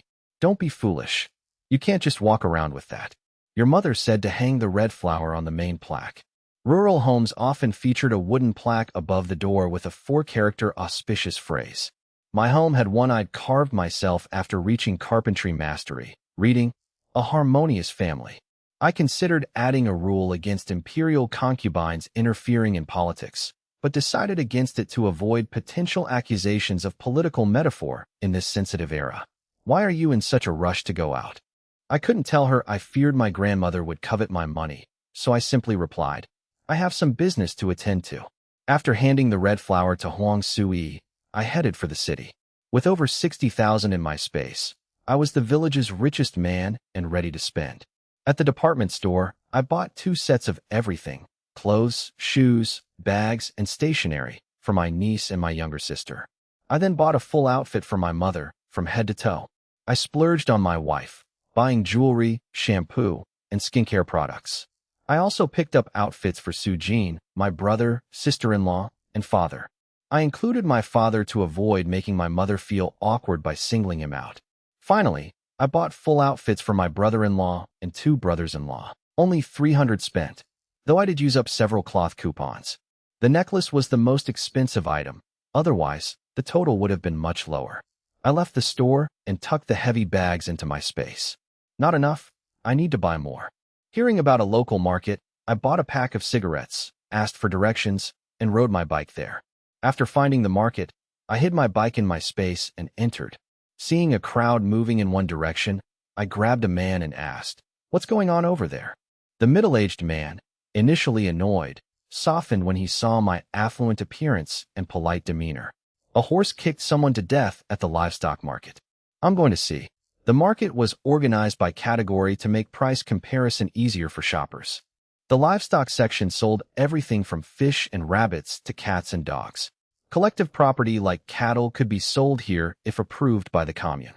Individual sales were prohibited, but collective sales were legal with proper authorization. I followed the crowd and saw a man lying on the ground, foaming at the mouth and flushed red. An old man and a young man were surrounded by 5 angry men who wouldn't let them leave. "If my brother dies, you'll pay with your lives," one of them threatened. The young man stood his ground, pointing at the victim. He provoked the horse with a branch. "It's his own fault." He clearly explained the situation. Provoked? He was just inspecting the horse before buying. The brother retorted. "Your beast kicked him without warning. You're responsible." The crowd argued over who was at fault. The victim had been foolish, but the seller's horse was dangerous. Inspecting a horse before purchase was standard practice. I observed the blue-maned horse. It was a magnificent, powerful specimen built for endurance. Even without expertise, I felt it was a top-tier animal. The horse looked proud, as if it deemed everyone around it unworthy of being its master. The young man tapped a sign that read, "Vicious horse, not yet tamed, do not approach." I chuckled, prompting the angry men to demand, "What's so funny? Read it out if you're so smart." Uffed. The men were illiterate and trying to save face, which I found hilarious. Because literacy was rare, the crowd didn't mock the men, but my audible laugh drew everyone's attention. As the men turned to scold me, I quickly interjected, "Wait, your brother isn't dead."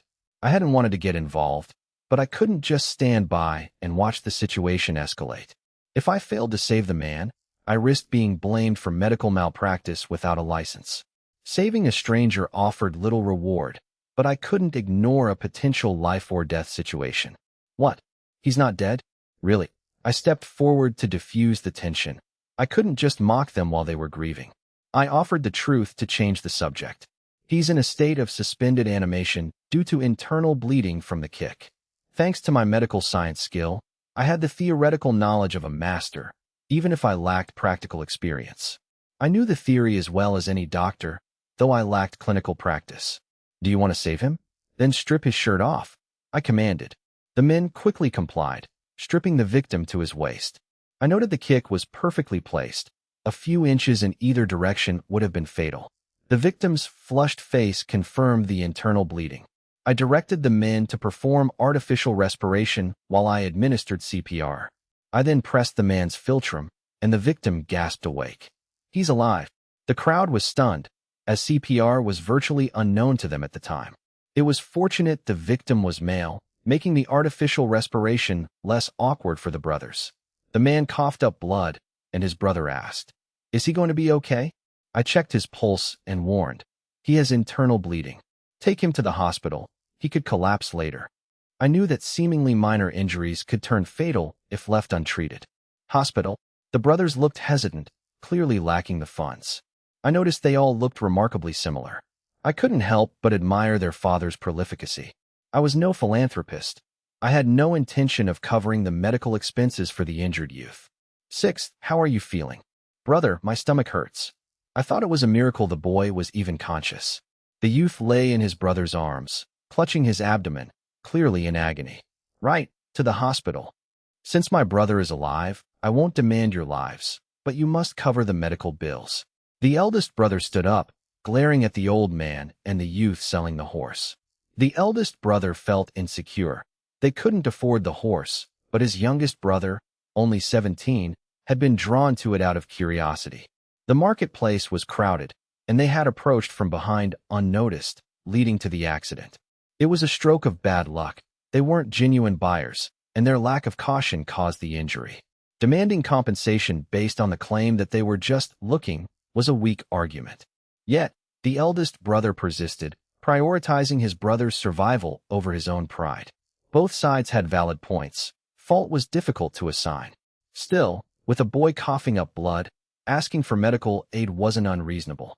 While the sellers posted a warning sign, their failure to prevent the boy from approaching meant they weren't entirely blameless. If one tied up a tiger with a warning sign, would they be absolved if it bit someone? It was no different from a beware of dog sign. The owners had a duty of care for a volatile animal. Conversely, the boys were loitering and got kicked, a classic case of conflicting perspectives. The crowd, mostly simple farmers, naturally sympathized with the weaker party. This empathy often blurred the lines of objective right and wrong. The essence of the dispute mattered less than the fact that the seller's minor sacrifice could save a family from ruin. Seeing the brothers' rags and the blood, the crowd leaned toward them. Yet, the sellers were also innocent. The horse belonged to the production brigade, not them. "Everyone, please, listen to me. We admit we failed to secure the horse, but it belongs to the brigade. If I use the sale money for medical bills, how do I explain it back home?" The crowd hesitated. Selling for the village was a thankless task, often inviting accusations of corruption. Only trusted individuals were sent to sell, but even they weren't immune to suspicion. A small discount might be overlooked, but 50 yuan for medical bills would be impossible to justify without proof. "Old man, the boy almost died. Saving a life is the priority here." "Exactly, save the boy first. The old man conceded the error, unlike his stubborn companion. He knew the crowd wouldn't let them leave otherwise, and the brothers looked ready to fight. He turned out his pockets to show he had no money. "We can't pay if we don't have the cash. The horse isn't ours to give away." This created a deadlock. Forcing them to pay would ruin them, as they'd have to cover the loss themselves. "Let's get him to the hospital first, or it might be too late." Agreed. The brothers rushed the injured boy to the hospital, leaving the eldest and one other behind. "Young comrade, I truly have no money." The old man stood his ground, knowing they wouldn't dare steal the brigade's horse. Stealing collective property would invite the public security, turning the victims into criminals. He felt no personal responsibility for the accident and refused to be the scapegoat. He had only feigned compliance to de-escalate the brothers' aggression. The brothers were too desperate to let it go. "Fine, but you owe the money. Not a cent less." The eldest brother was initially guilty, but the old man's dismissive attitude ignited his anger. As they began to argue again, I intervened. I had been inspecting the horse and found it to be of good quality. "This is simple. Sell the horse, pay the medical bills from the proceeds, and take the receipt back to your village party secretary." Since the horse was collective property, the compensation should logically come from the collective sale. Exactly. That way, there's proof for the village, and no one can accuse you of corruption. The old man looked at me, relieved the boy hadn't died, which would have been a legal nightmare. If the boy had died, they would have faced severe consequences regardless of fault. With the boy alive, it was just a matter of money. He had been stalling, hoping to pay less, but he knew he couldn't escape paying something. "Fine, we'll wait until the horse is sold." The old man doubted it would sell quickly. Private ownership of such animals was rare and impractical. With land under collective control, there was little use for a private horse. He only agreed because he hoped a village collective might eventually buy it. Just then, someone asked, "How much for the horse?" It was me. I was tired of borrowing the village donkey and facing whispers about my personal use of collective resources. People resented me using the village donkey for my own profit without sharing the gains. While they didn't confront me due to my reputation, the gossip was constant. The old man held up his fingers. I was stunned. 1,300? The old man was bold. Even at market meat prices, the horse was worth far less. I noted that while 1,000 yuan for a horse seemed reasonable, it was a stallion, unable to breed and less efficient than a cow for labor, making it a poor investment. Beef costs 1.8 yuan per catty, while horse meat hovers around 1 yuan. Cattle are preferred for their superior endurance and strength, despite lacking a horse's speed. A horse struggles with heavy loads that a cow handles easily. Mules are actually better for hauling, as they combine a horse's speed with a donkey's reliability. Horses are unsuited for tasks like plowing. It is a matter of utility, not just raw power or speed. I challenged the old man. "This horse is barely adult and weighs only 800 catties. You want 1,300? Are you just trying to inflate the price to cover your medical bills?" The old man's expression shifted. He had hoped to stall until the buyers gave up, planning to sell to someone else later. My bluntness sparked a discussion among the crowd. They weren't fools. The old man insisted the horse was purebred and a bargain at that price. I scoffed. In a time of food scarcity, pedigree is irrelevant. Utility is the only thing that matters. A bystander agreed, noting that 1,300 could easily buy a cow. One could buy a calf and raise it to adulthood in 6 months. Within a year and a half, a calf is ready for heavy labor. Buying in autumn means the animal works by next summer, saving money compared to the 500 plus yuan required for an adult cow. Everyone prefers cows for their strength, especially in muddy fields where horses fail. With the village roads being so poor, a horse would likely get stuck, requiring manual help and rendering the purchase useless. The crowd pressured the old man, implying he was trying to exploit a young man to pay for his medical debts. The old man felt embarrassed as his true intentions were exposed. "Fine," the old man conceded. "If you really want it, take it for 1,200. I remained dissatisfied.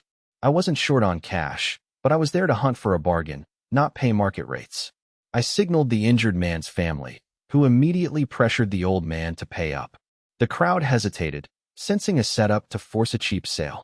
However, the injury was genuine. The victim had nearly died. "So what is your offer?" the old man asked. The old man realized the injury wasn't an act. I gestured 800. The old man balked, claiming that wouldn't even cover the feed costs. I noted the horse was in good spirits. The old man had clearly fed it well. Let's round it to 1,000. If I don't buy it, you won't sell it today. Do you think you can escape liability? Otherwise, these brothers will report you to the public security, and your brigade will have to pay the medical bills anyway. The old man knew the public security would likely hold him responsible for the costs.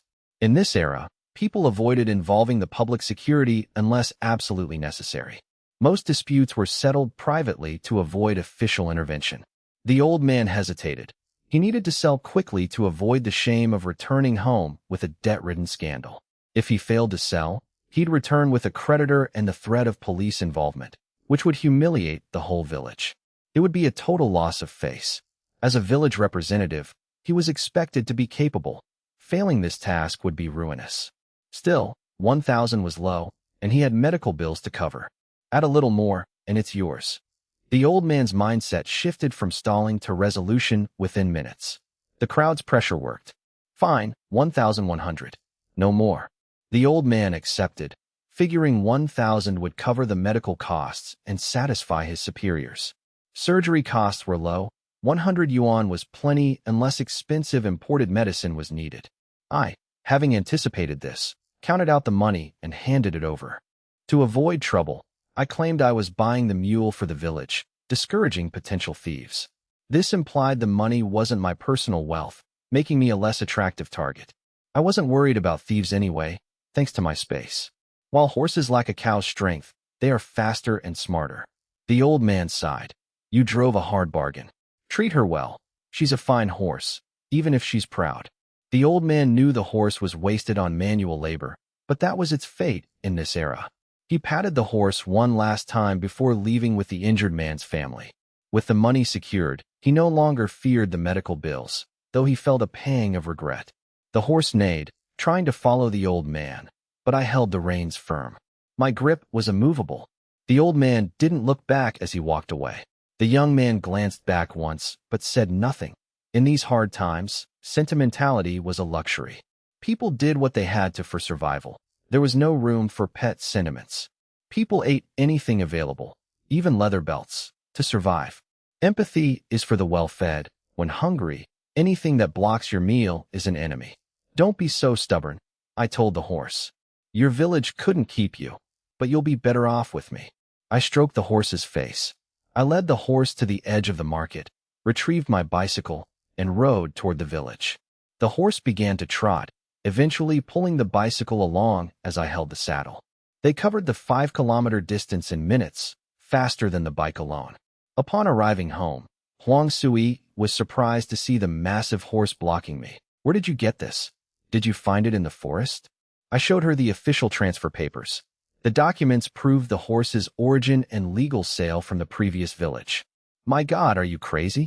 Buying a horse. Huang Sui wasn't short-sighted. Her reaction was simply constrained by conventional thinking. In this era, few people bought livestock like horses, cows, or donkeys. It wasn't just about the cost, it was about the utility. If it were for farming, the land belonged to the collective. Why would an individual buy one? Shouldn't the collective pool funds? Buying one alone seemed like a pointless contribution. It wasn't about selfishness, but who would be foolish enough to save money to donate a beast of burden to the village? Without the ability to trade offspring, personal ownership seemed useless.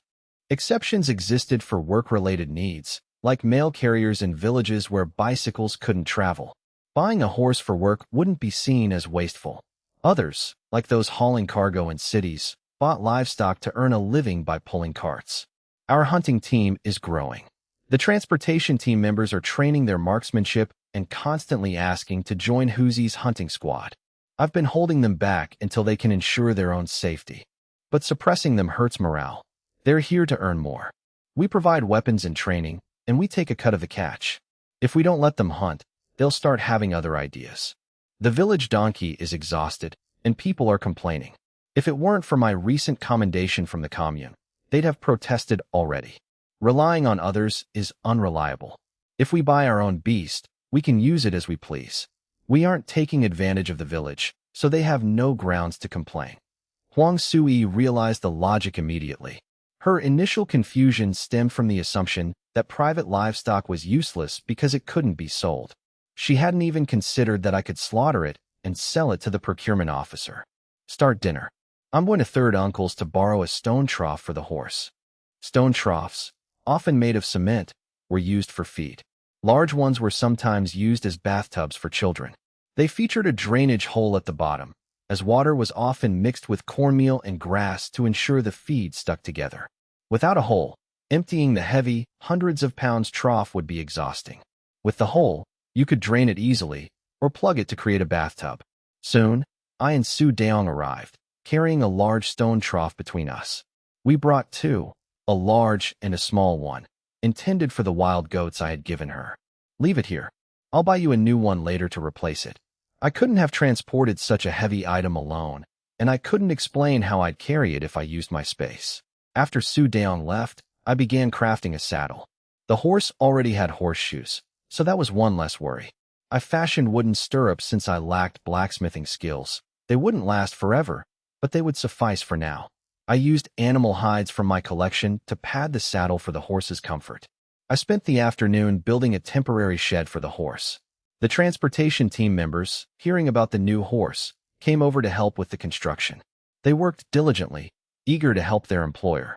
The work finished by evening, but before I could ride, I heard arguing from the old courtyard.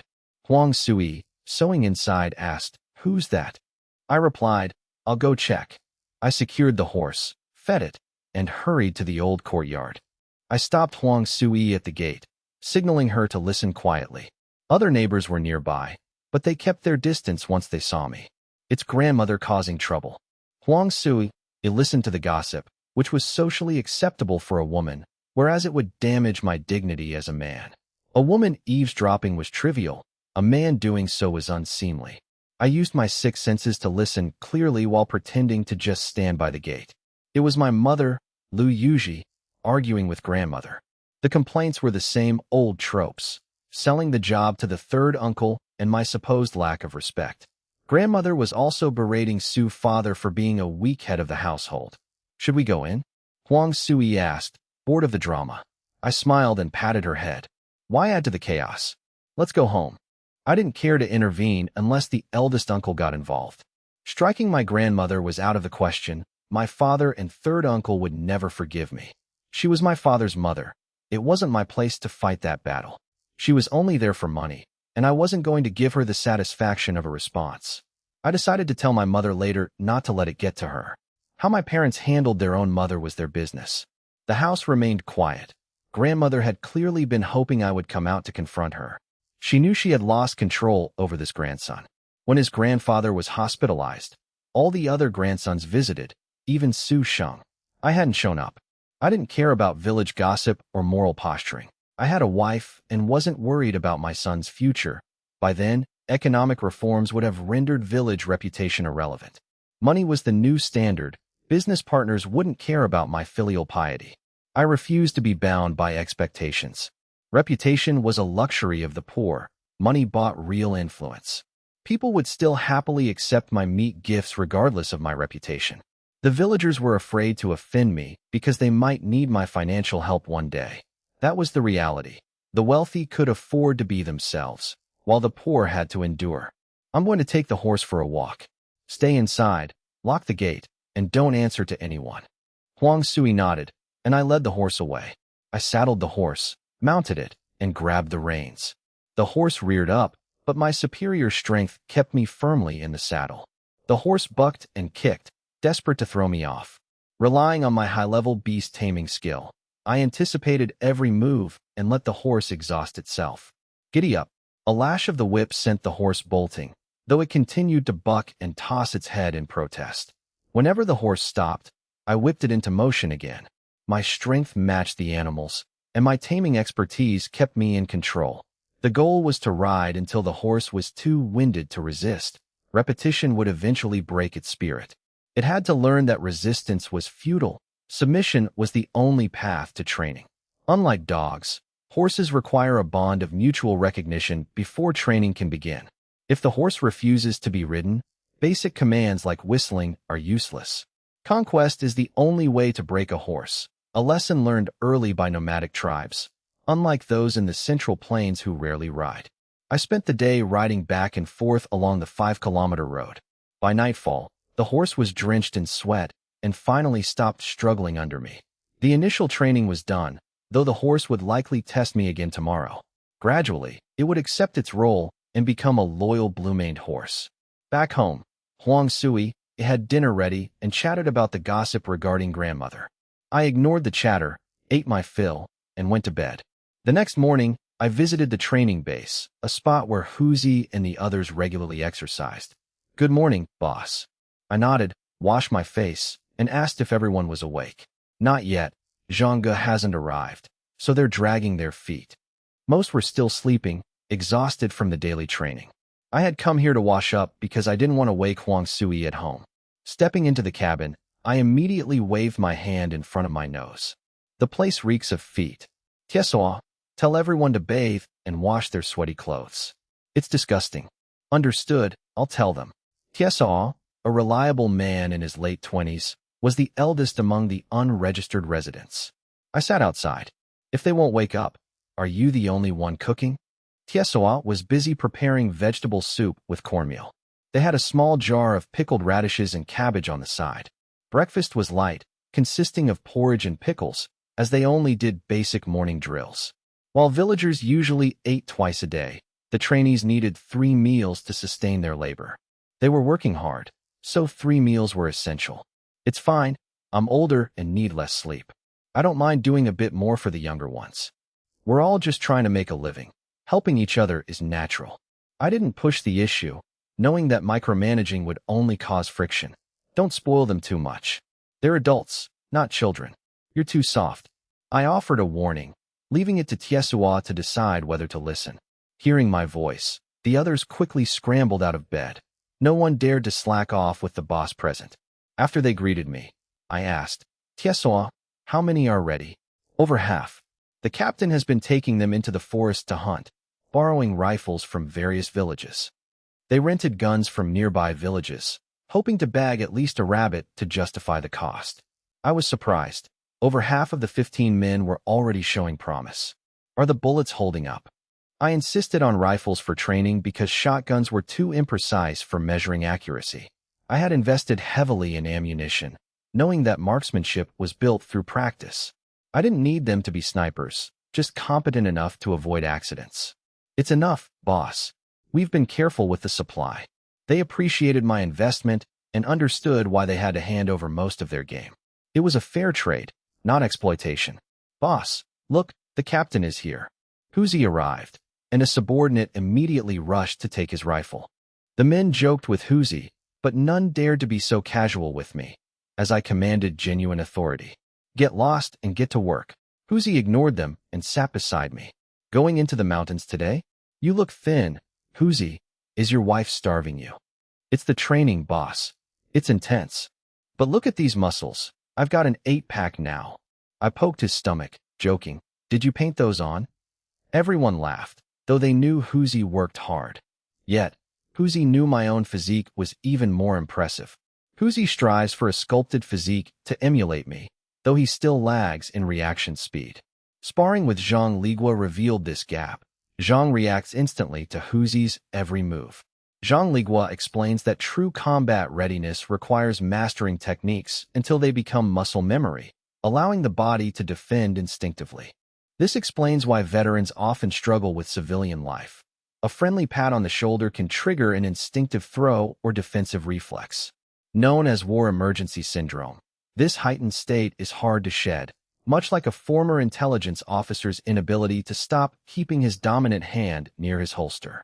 The habit persists not for aesthetics, but to ensure immediate access to a weapon. "Brother Yu, look, Brother Zhang is here," someone noted as a bicycle arrived with Xiaoyun. Zhang Ligua arrived with the little girl. I instructed Tiesoa to cook extra food for them. I occasionally provide food, not out of pure kindness, but to ensure my men don't go hungry when their supplies run out before a black market run. The men are poor at managing rations, often exhausting their grain supply prematurely. I cover these gaps as a boss, viewing it as a necessary investment rather than a debt to be repaid. The men understand this unspoken arrangement and avoid taking advantage of my generosity. Zhang Ligua contributes to the food fund, though he often eats less than he pays for, which he doesn't mind given his higher earnings. Tiesawa decided to boil noodles since the porridge was already nearly done. He prepared 3 extra bowls for the boss and the captain. The others don't begrudge the leaders these portions, as Zhang's contributions and reduced consumption balance the cost. Huzi, while not contributing to the food fund, earns his keep by managing training and logistics. I frequently provide game meat, which is worth far more than a bowl of noodles.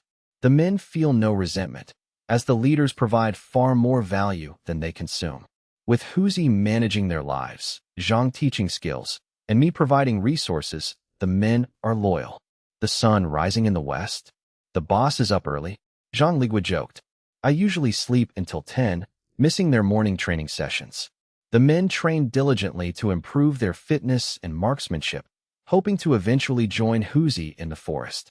Hunting offers extra income, and even with me taking a cut, the combined base pay and hunting bonuses are lucrative. My stable pay structure makes them prefer working for me over independent hunting. This financial alignment prevents betrayal. They value the stability I provide over the risks of going solo. Witnessing my and Zhang Ligua's hunting success has earned them deep respect and proved that independent efforts cannot match their results. Knowing even Huzi struggles to hunt in the deep mountains, the others know their limits. Stop teasing me. Come here, Xiao Yun. I have candy, I said. Xiao Yun, shy and fearful, clung to Zhang Ligua while eyeing the candy. I tossed the candy to Zhang to give to her.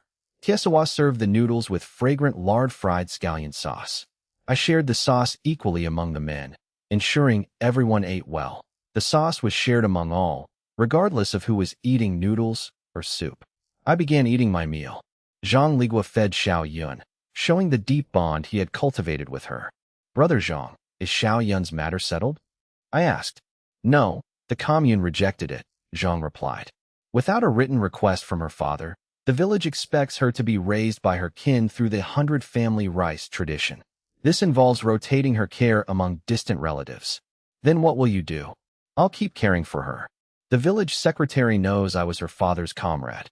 By paying off her mother's debts, Zhang has earned the village's trust, allowing him to feed her without official guardianship. Changing guardianship would require him to be married and gain village approval, which is complicated. Zhang fears that marrying and bringing a burden like Xiao Yun would lead to her being mistreated. His status as an unemployed veteran who hunts makes him a difficult candidate for marriage in the eyes of locals. At 28, he is considered quite old for a bachelor. Most women in the village marry by 19. Being older, unemployed, and having a child in tow makes his prospects slim. Money alone isn't enough to overcome these social stigmas. Hunting is viewed as unstable and unprofessional compared to a steady job. This perception makes it easy for others to dismiss his stability. Don't be discouraged, I'll find you a wife soon, I joked. After eating, I cleaned my rifle while the others prepared for the hunt. I ordered the trained men to join Huzi, while the others continued training with strict safety warnings. Understood. I signaled the start, and Zhang Ligua sent Xiao Yun to play with Su Jing. 15 men were split into 2 teams of 5, with Huzi leading one and the best marksman leading the other. The teams were balanced for efficiency. They agreed on signals and headed into the forest. Huzi rotated leadership to ensure fairness in hunting spoils. I and Zhang Ligua headed toward the deep mountains together. Brother Zhang, we visited the west last time and found that Japanese lab. There might be toxins left, so should we change direction?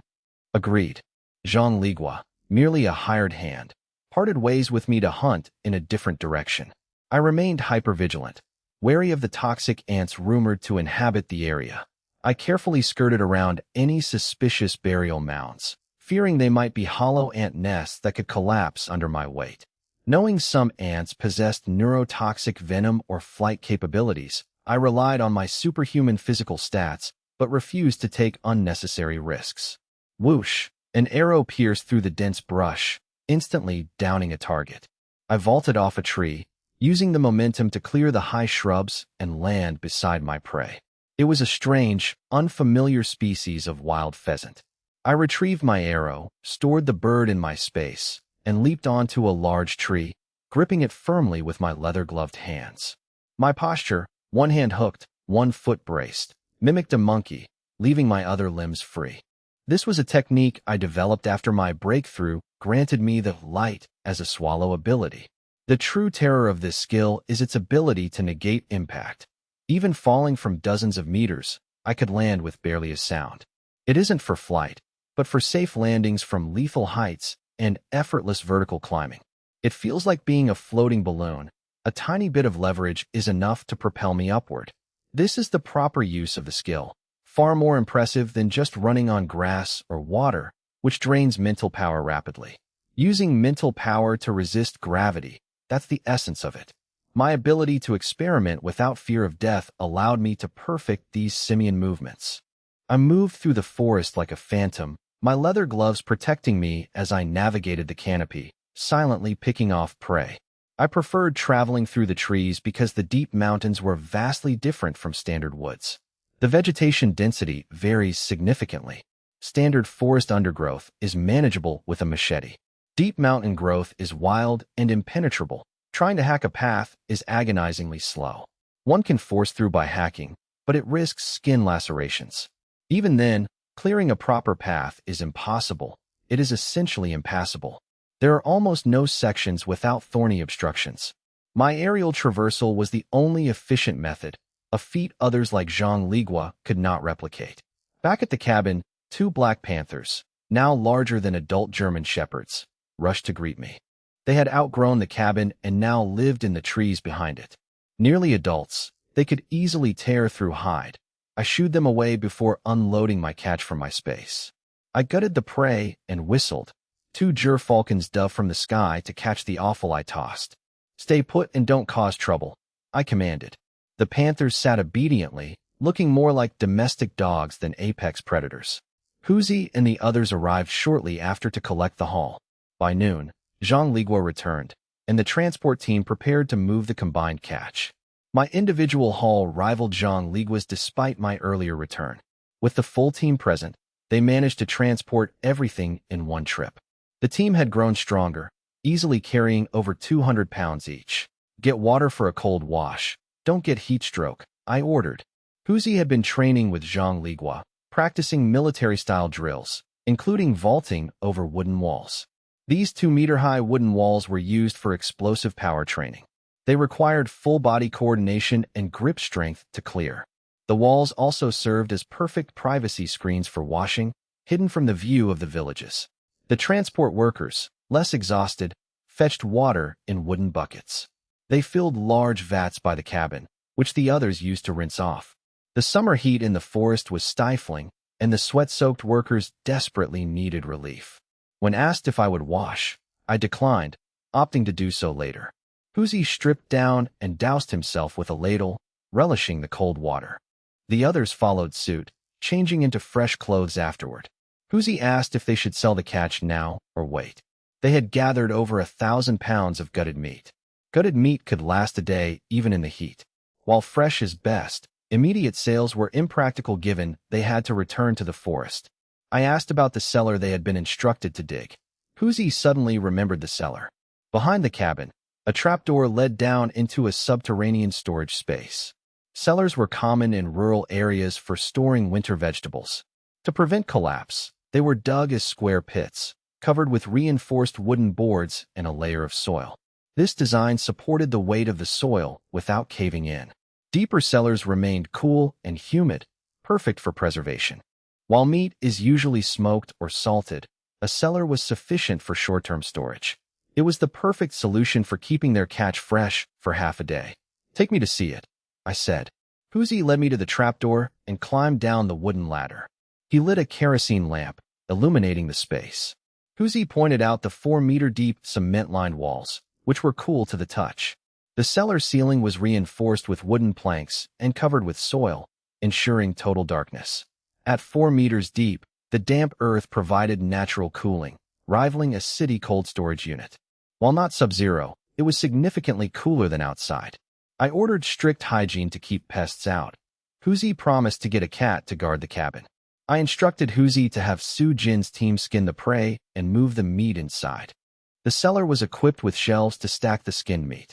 It was spacious enough for 2,000 caddies of meat, though it lacked electricity and relied on kerosene lamps. I didn't bother with electricity. The village grid was nearby, but the installation process was too cumbersome. I didn't want the transportation team getting too comfortable with luxuries like electric fans. They climbed out and directed the team to begin skinning the game.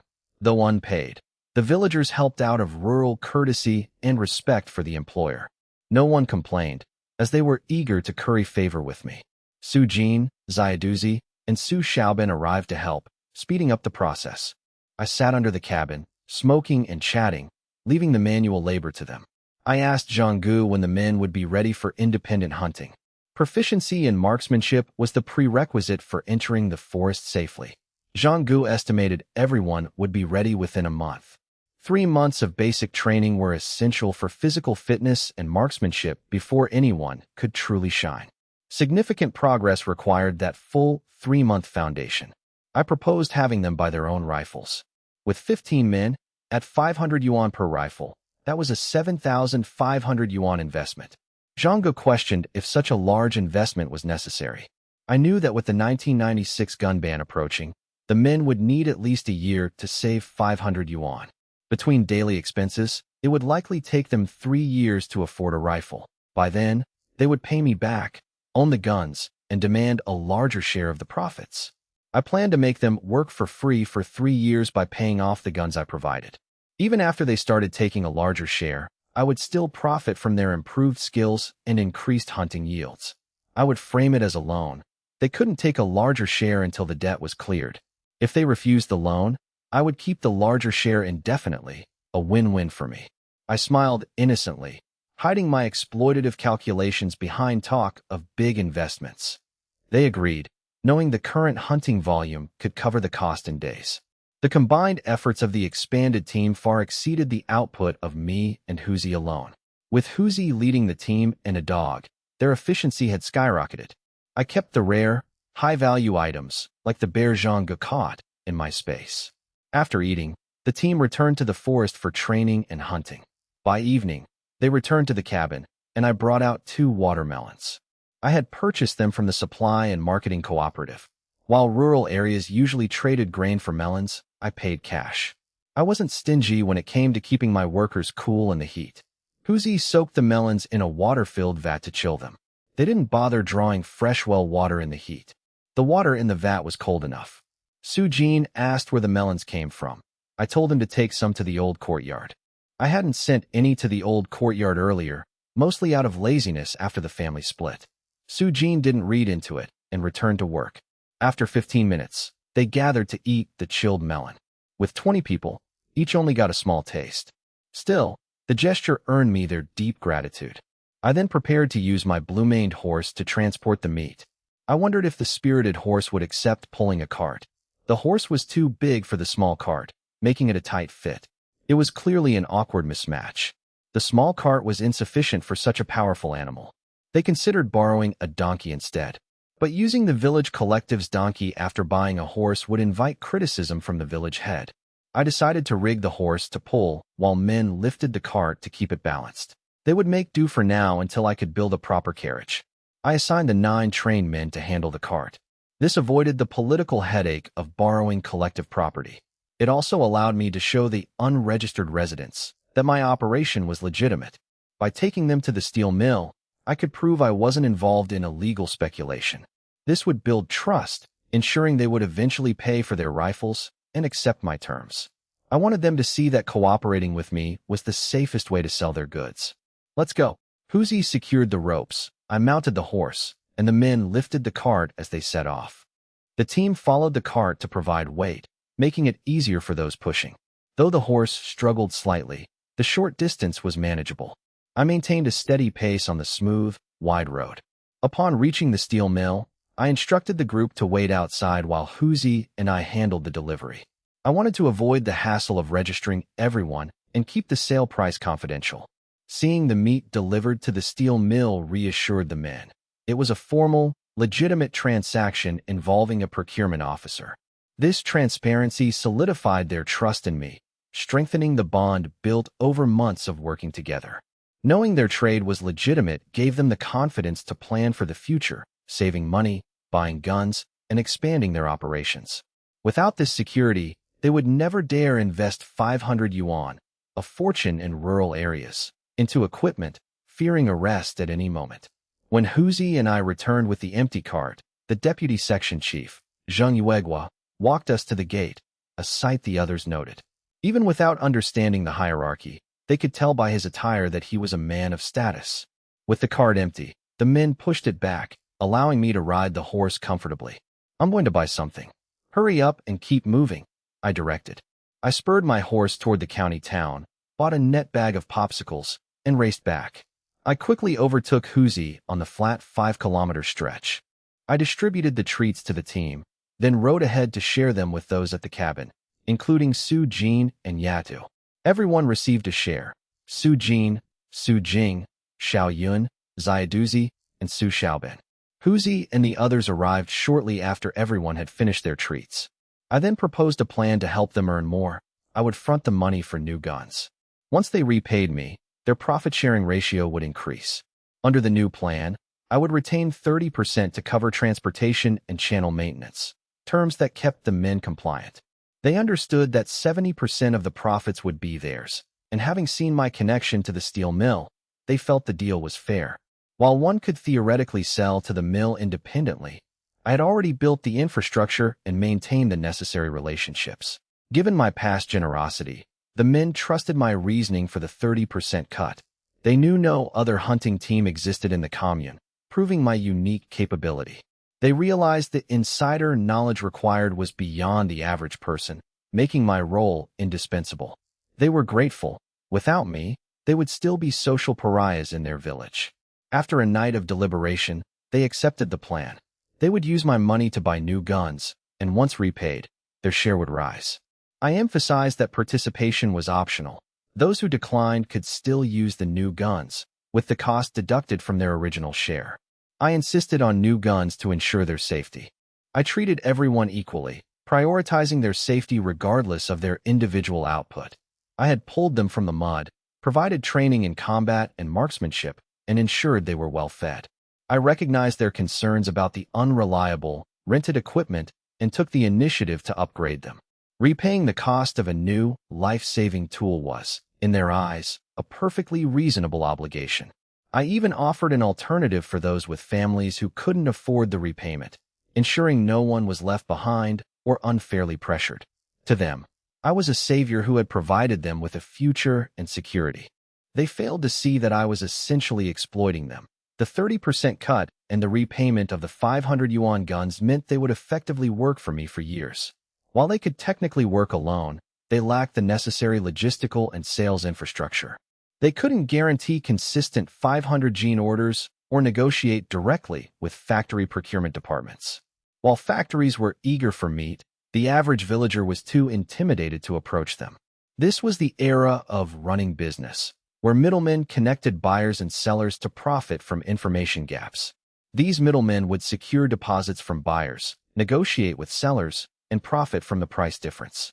It was a game of arbitrage. The middleman provided the connection that the parties were too timid to seek themselves. This profession became popular in rural areas, though it carried the risk of unpaid debts. Failures were usually due to payment defaults rather than poor negotiation. People were still uncomfortable with the idea of salesman or self-employment, viewing it as low status. I understood that the economic era was coming, and I was positioning myself to capitalize on it. Even a normal person would struggle to approach a major factory for a business deal. These men, as unregistered residents, were even more hesitant. Most rural people lacked the mindset for resource integration. They preferred waiting for buyers to come to them rather than actively seeking markets. Here is the money. Go buy your guns individually and negotiate the price. But don't crowd the store or they'll get suspicious, I instructed. At the county mall, I distributed the funds. The men were poor negotiators, but they could handle a simple purchase. Equipping 15 men cost over 7,000 yuan, all covered by the profits from the last 3 months. It was a calculated investment, 7,000 yuan to secure 3 years of labor. I met the 15 men at the testing site. They had all returned successfully. Since you have the guns, test them now. If there are any issues, you can return them, I said. Tiesoa, the deputy leader, led the group to the forest to test the weapons. I waited by the road as they headed into the trees. After a round of gunfire, the men returned beaming. The new guns were vastly superior to the old rentals. The sights need adjustment to your personal habits, but there's no rush, I said. How does it feel? Great. It's a genuine new rifle, so it handles perfectly. I nodded. Don't get too excited. When you get back, come to me to settle the accounts. Are we going by the 500 yuan price, or the price you negotiated? The result is the same. If you negotiated 100 off, that 100 remains yours. You'd still owe 400, plus that 100, totaling 500. No need to complicate the bookkeeping. I asked because some men can't handle that kind of financial pressure. In this era, handing 30,000 to a starving villager makes them anxious.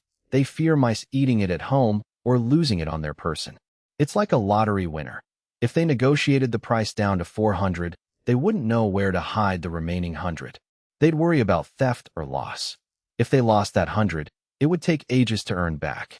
It's a heavy burden for a poor family. To ease their stress, I gave them the option to account for the final transaction price, making the rifle theirs immediately. Rifles are harder to steal than cash, and they keep them close, even in the woods, which aren't entirely safe. The woods connect to the mountains, making them less secure at night. While the village proximity deters predators, animals fear humans, and even tigers don't hunt people as a first choice. As the saying goes, the tiger has no intent to harm, but man has the heart to harm the tiger. Take your time deciding, I told them. If you're worried about losing the extra cash, go home this evening, store it, and pay me once you've saved the full 500. If you don't want to participate, that's fine. I've been clear about the terms. You're all adults. Decide if it's worth it yourselves. They nodded, planning to consult their families that evening. They were weighing whether to invest and claim a 70% share of the hunting profits.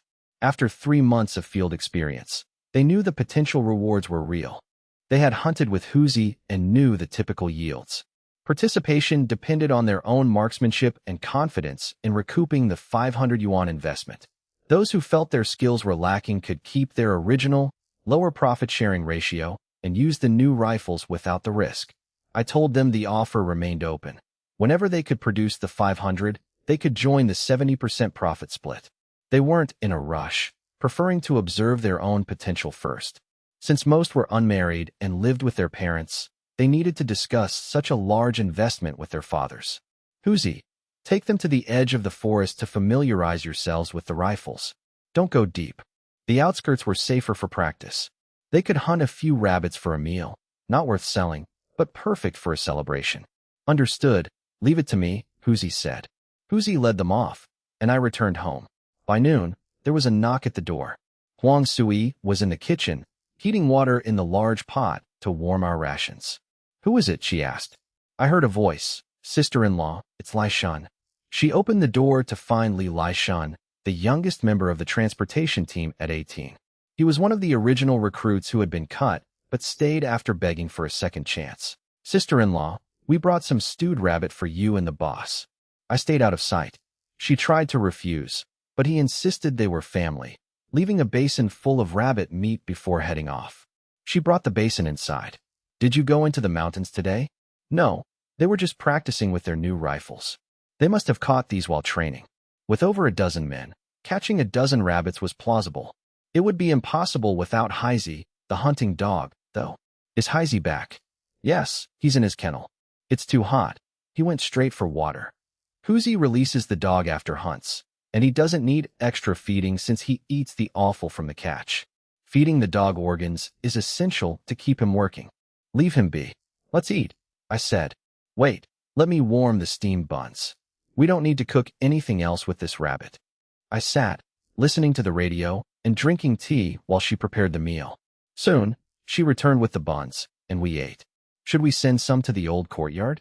No, it's a gift from the men, and we barely have enough for ourselves. Just then, the door opened, and a small figure entered, my sister, Su Jing. Haizi didn't even bark. I picked her up, found her a seat, and gave her a bowl to eat. Heisey only stays silent for family from the old courtyard. He's picky. He barks at Shungur and Su father, but wags his tail for others. Since Shungur and Su father rarely visit, and Heisey rarely returns to the old courtyard, he treats it as a foreign place. Little one, you didn't even say hello, I teased, patting her head. She swatted my hand away, focused on the food. Leave her be, Huang Sui said, she'll choke. Huang Sui asked if the clothes I'd bought during the horse procurement were a good fit. Su Jing nodded, her mouth too full to speak. Eat slowly, she said. Sister-in-law, I want water. I flicked her forehead for only speaking when she needed something, making her squeal and try to bite me. Enough, you too, Huang Sui said, handing her a glass of water. She was still a bit shy around my wives, as they were newer to her life than her brothers.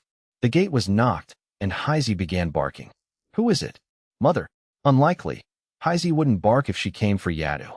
The gate was ajar. The dog always barked at visitors so the owners could restrain it. Heisey only barked, never bit. Huang Sui went to check and returned with the village party secretary. I stood up immediately. Uncle Daqiang, why are you here? Have you eaten? As I offered a seat, the secretary waved me off. I came at noon to avoid interrupting your afternoon hunt. I wouldn't find you otherwise. This was true. I was rarely home. Sui, pour some tea for the secretary. I seated the secretary at the table and poured tea. What brings you here, secretary? Just visiting. I sensed something was wrong. Sui, take some rabbit meat and yada to the old courtyard. Sui realized I wanted her gone to discuss something private. Come, Yadu. Sui coaxed the reluctant girl away. I refilled the tea. Speak freely, secretary. If the village needs help, I'll do what I can. I knew that in this era, maintaining good standing with the brigade was essential for a comfortable life. The secretary sipped his tea. The village is fine. I heard you started a hunting team. I thought, you've known since we built the cabin nearby. Everyone in the village knew. Many had visited the site. I realized this was just a lead-in to the real issue. I began to guess the secretary's true intent. Hunting alone is dangerous, so I gathered some like-minded friends. I met many people during the big hunt last time. I implied that forming a group was normal and shouldn't be politicized. In this era, anything could be twisted into a matter of national security or anti-revolutionary behavior. It's good for safety and income, the secretary said. But these friends aren't from around here, are they? I was confused. What are you getting at?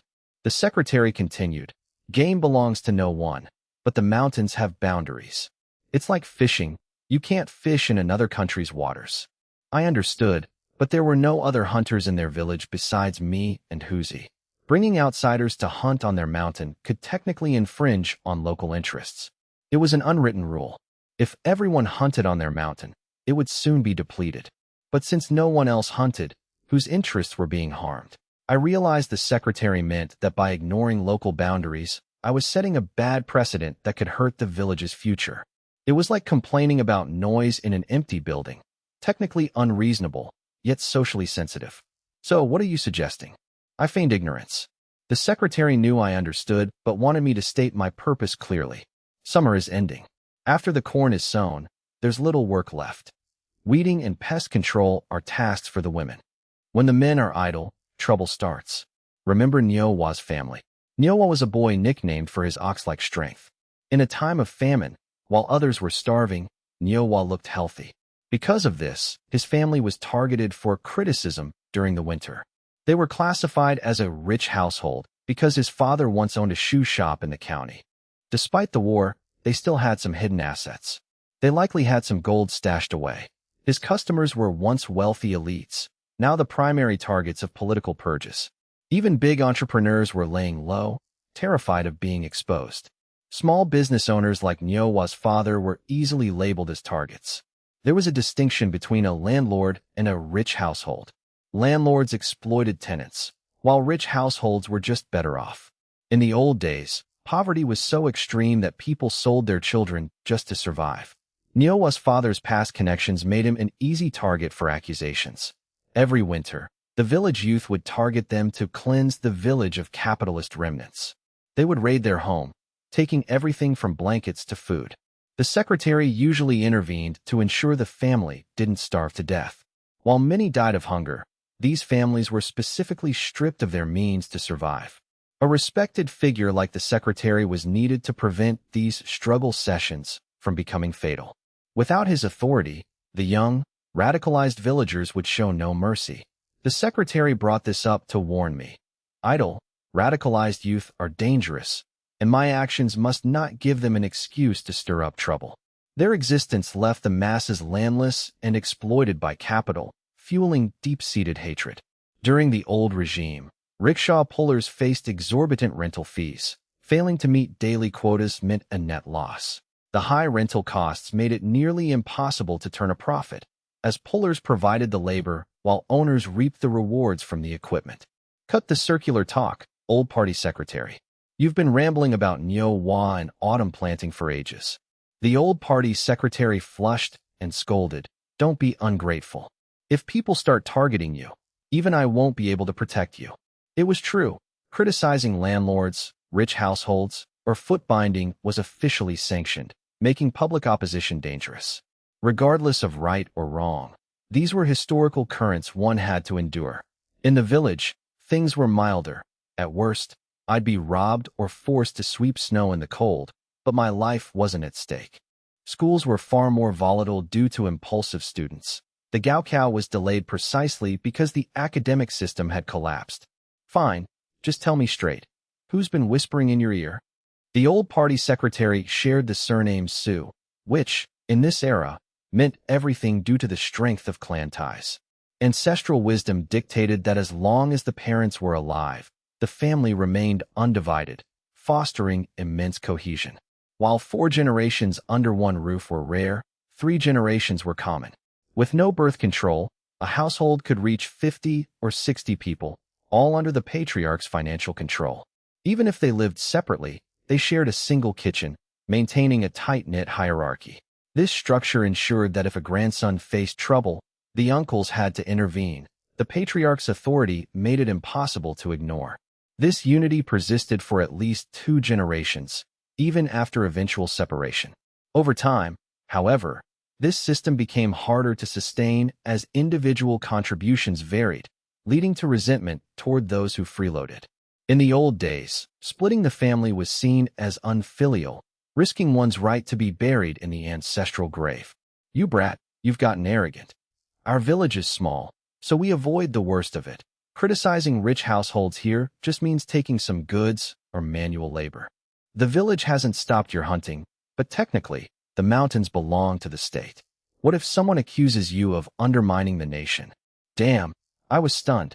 I'd heard of undermining socialism, but undermining the nation was a new, terrifying accusation. I thought the village party secretary's talent for fabricating charges was wasted. He belonged in the Jinui.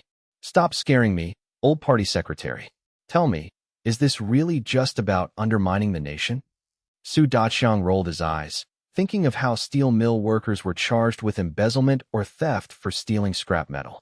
He knew that terms like undermining socialism were merely slogans for improper conduct against the collective, not specific legal crimes. For instance, if the old party secretary takes bribes to recommend unqualified people instead of true talent, he is undermining socialism. Such actions hinder national development for personal gain. While legally classified as abuse of power, it is colloquially termed undermining socialism. Hunting, however, doesn't reach that level, as the term specifically refers to abusing one's position to misappropriate collective assets. Hunting is unrelated.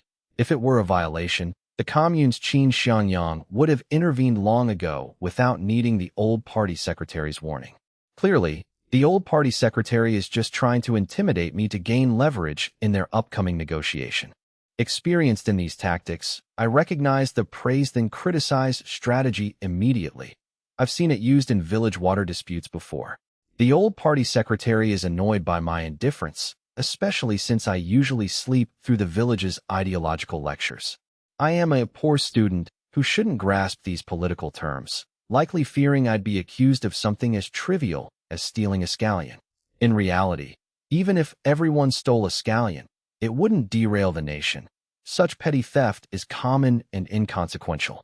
The old party secretary is baffled that I am not intimidated, wondering if this poor student has actually studied these concepts. Seeing his bluff fail, the old party secretary drops the act, deciding to speak plainly since we are both of the Sioux clan. I hear you're hiring people to hunt and giving them a significant share of the profits? I wonder how he knows, as I specifically warned my team not to disclose their earnings to the villagers. However, the transportation team members inevitably interact with villagers while fetching water. Strangers in the village are naturally questioned about their origins and earnings, leading to accidental leaks. I trusted De Yong, Dongzi, and Xiaoduzi, but I couldn't control the flow of information once it left our circle. The old party secretary mocks my shock, noting that in these tight-knit rural areas, secrets are impossible to keep. I'm the village party secretary. I just ask around at commune meetings, and the truth comes out. Damn, I was careless. I forgot that while my team kept quiet, their families, eager to brag, would certainly talk. Unregistered residents are a special case in this regard. People tend to flaunt what they lack most. Just as one wouldn't post about a daily meal, but would brag about a luxury one, these families are desperate to show off. Unregistered residents are often treated as burdens because they can't earn work points, leading to a sense of worthlessness. When a son finally earns money, his family boasts to prove he can support himself. They want to show he can provide for a wife, hoping to attract potential matches. In this era, marriage is usually arranged by matchmakers, not free love. If you don't advertise your success, no matchmaker will risk their reputation on you. Without proof of financial stability, no one would marry a daughter to an unregistered resident, fearing she'd be led into a life of poverty. People avoid unregistered residents, but if they seem decent, villagers might help hide their status to facilitate a marriage. If a bride discovers the truth later, the matchmaker faces severe backlash. While divorce is an option, a divorced woman in this era is often relegated to marrying widowers or men with children.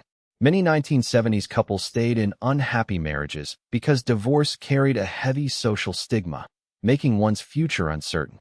Divorce implied personal failure, whether due to lack of filial piety, infertility, or a difficult personality.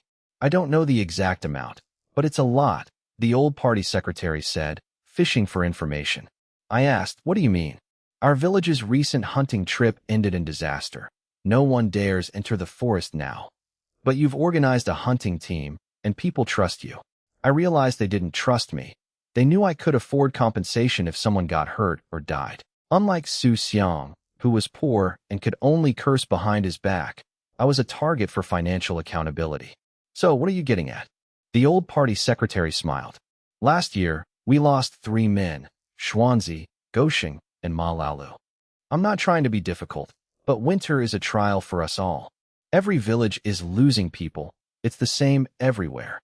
In winter, with no wild vegetables, we survive on roots and meager grain rations. We struggle until spring, when the first green shoots appear. Villagers are desperate for any scrap of food. I don't want to pressure you, but I can't just watch our neighbors die. Don't you have a heart? I thought. I do, but this isn't my fault. I was starving just as much as they were a year ago. Back then, even the hardest workers were lucky just to avoid starvation. Diligence earned honors and awards, which provided a sense of pride even amidst hunger. Hard work ensured full work points, but one's efforts were often offset by family members who couldn't keep up.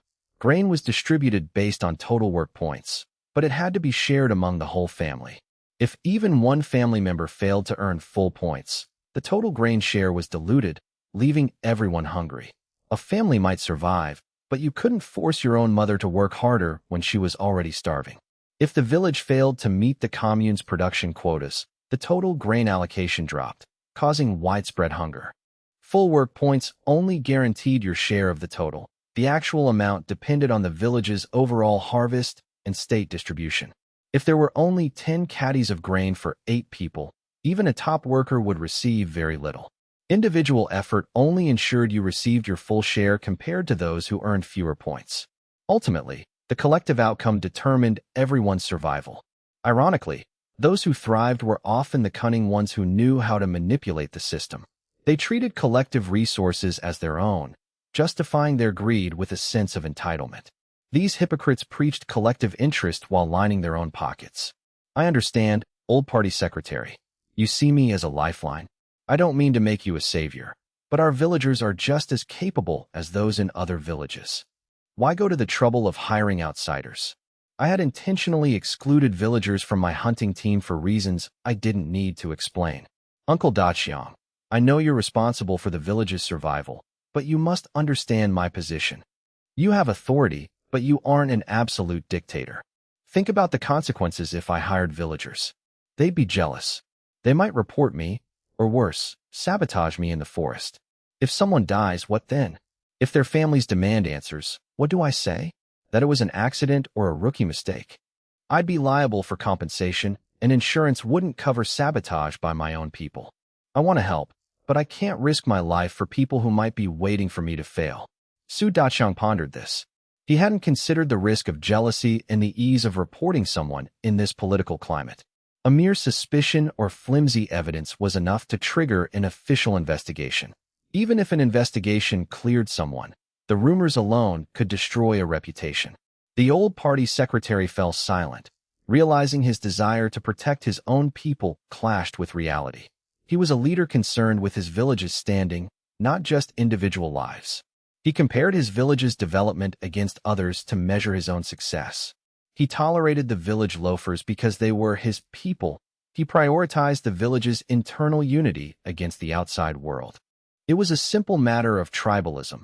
Family first, then village, then county, then province. I understand your concerns. How about this? Your team handles the hunting, and the village handles the transport. We'll pay the village in work points and cash, which the brigade can then use for relief. What do you think? I noted that while the idea sounded good, the logistics were complex. This wasn't standard farming. It was like militia duty, usually reserved for critical times like the autumn harvest. If the harvest failed, everyone suffered from reduced rations. During the harvest, everyone worked because the weather waited for no one. Autumn harvests typically involved corn, soybeans, rice, sorghum, peanuts, and sweet potatoes. This won't be easy to manage, I replied. Work points are strictly limited to agricultural tasks like planting and harvesting. Expecting points for unrelated labor is a pipe dream. I pondered this. Since the old party secretary drew the heat, the villagers' labor wasn't exploitation, they were earning points, and I was paying the village collective, not individuals. Exploiting a collective rather than an individual is unheard of. It's unbelievable that I, a villager myself, could exploit the collective. How incompetent would the village head have to be to allow that?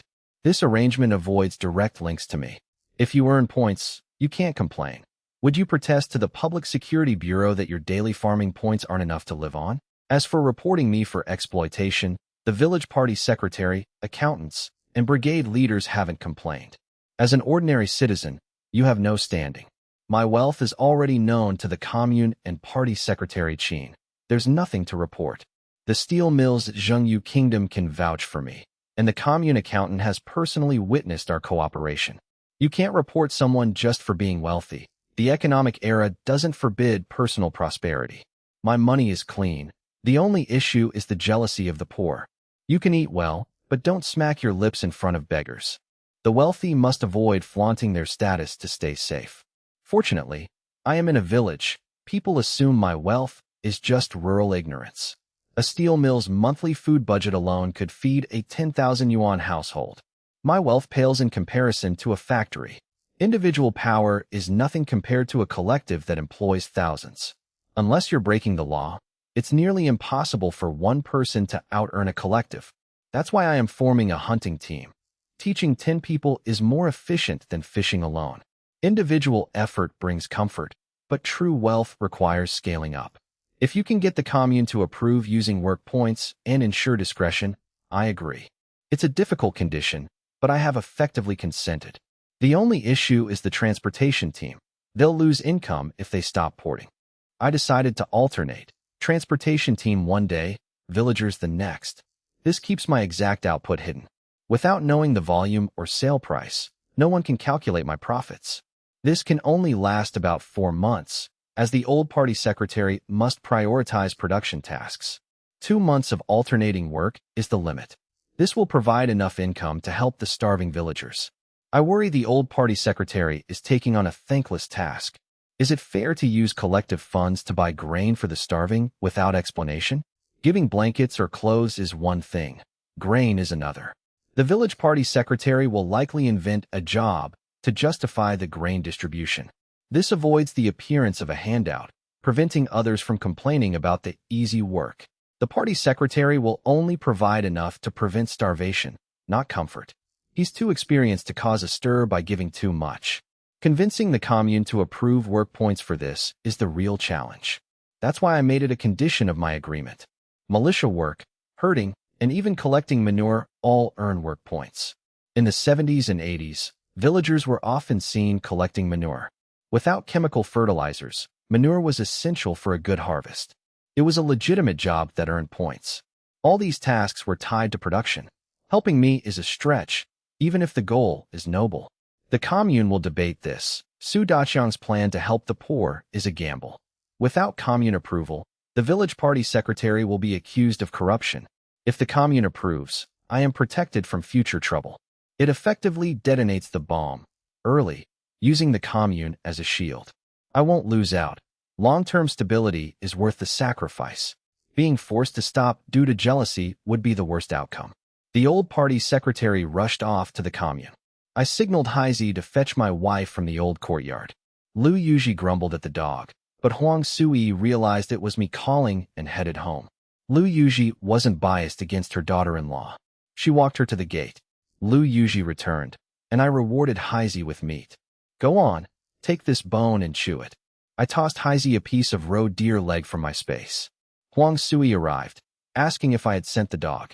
I nodded, and Huang Sui praised the dog's intelligence.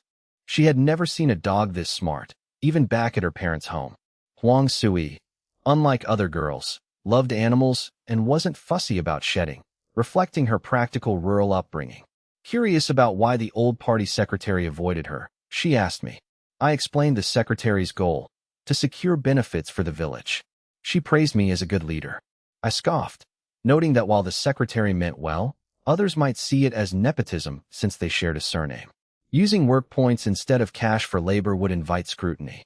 Huang Sui realized the complexity.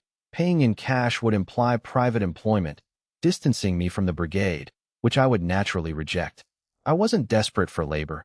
I only needed the village's involvement if it provided a legal shield, a tiger's skin, to operate under the collective's banner.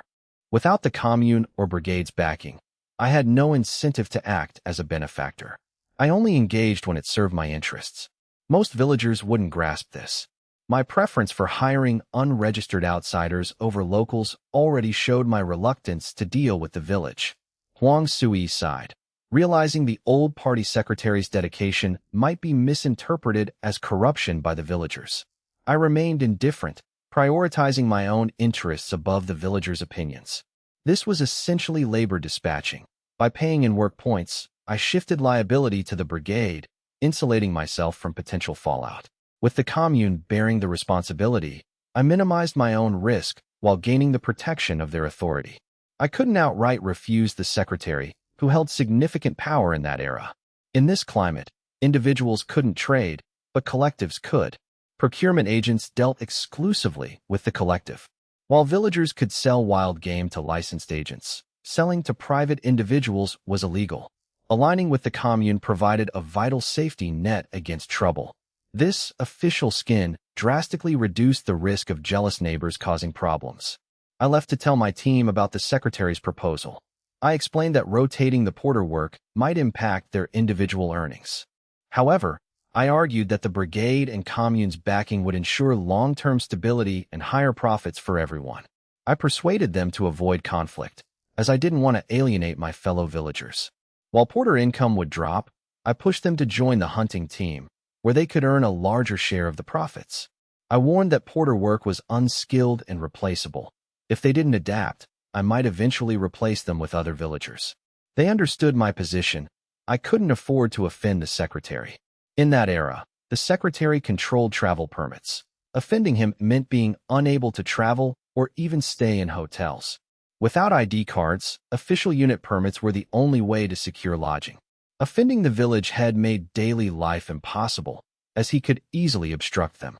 Complaining to the commune was rarely effective against subtle bureaucratic sabotage. My words reminded them that their porter jobs were easily replaced. Hunting, even with a smaller initial cut, was far more lucrative. They realized that if they secured a larger share, they wouldn't miss the grueling porter work. Hunting was easier and more profitable, despite the inherent risks. To my surprise, the team agreed and began training their fitness and marksmanship diligently. Productivity soared as more members mastered the skills needed to hunt in pairs. While hunting in large groups was safe, it scared off game. Splitting up increased the yield, though it carried higher risks from wolves. Zhang Ligua and Huzi strictly enforced safety, only allowing experienced hunters to split off. More hunters were becoming self-sufficient, learning to navigate and survive in the forest alone. Hunting required more than just marksmanship. It demanded tracking skills and environmental awareness. A true hunter needed a diverse skill set. Marksmanship alone was insufficient. Unlike me, who relied on the system, the others had to rely on hard-earned experience. Zhang Ligua, having studied wilderness survival, taught the team how to track and identify prey. My profits skyrocketed, quickly recouping my investment in firearms. My capital grew rapidly, nearing the 100,000 mark. The steel mill was also thriving, with well-fed workers performing better. The factory leadership was impressed by Zhengyu Kingdom's ability to maintain a steady food supply. Secretary Liu visited the procurement department to see Zhengyu. Zheng welcomed him warmly, offering him a seat. He brought out high-quality tea to entertain the important guest. Zheng humbly claimed he couldn't appreciate the fine tea, playing the role of a simple man. They sat down, and Zheng brewed the tea for Liu. Zheng asked if Liu had brought instructions from the leadership. Despite his success, Zheng remained cautious and insecure about his position. He felt like an imposter, constantly worried about his standing despite the praise he received. He lived in fear of any misstep that could ruin his newfound status. Liu teased him, asking if he was enjoying his recent success. Zheng deflected, claiming he was merely serving the people.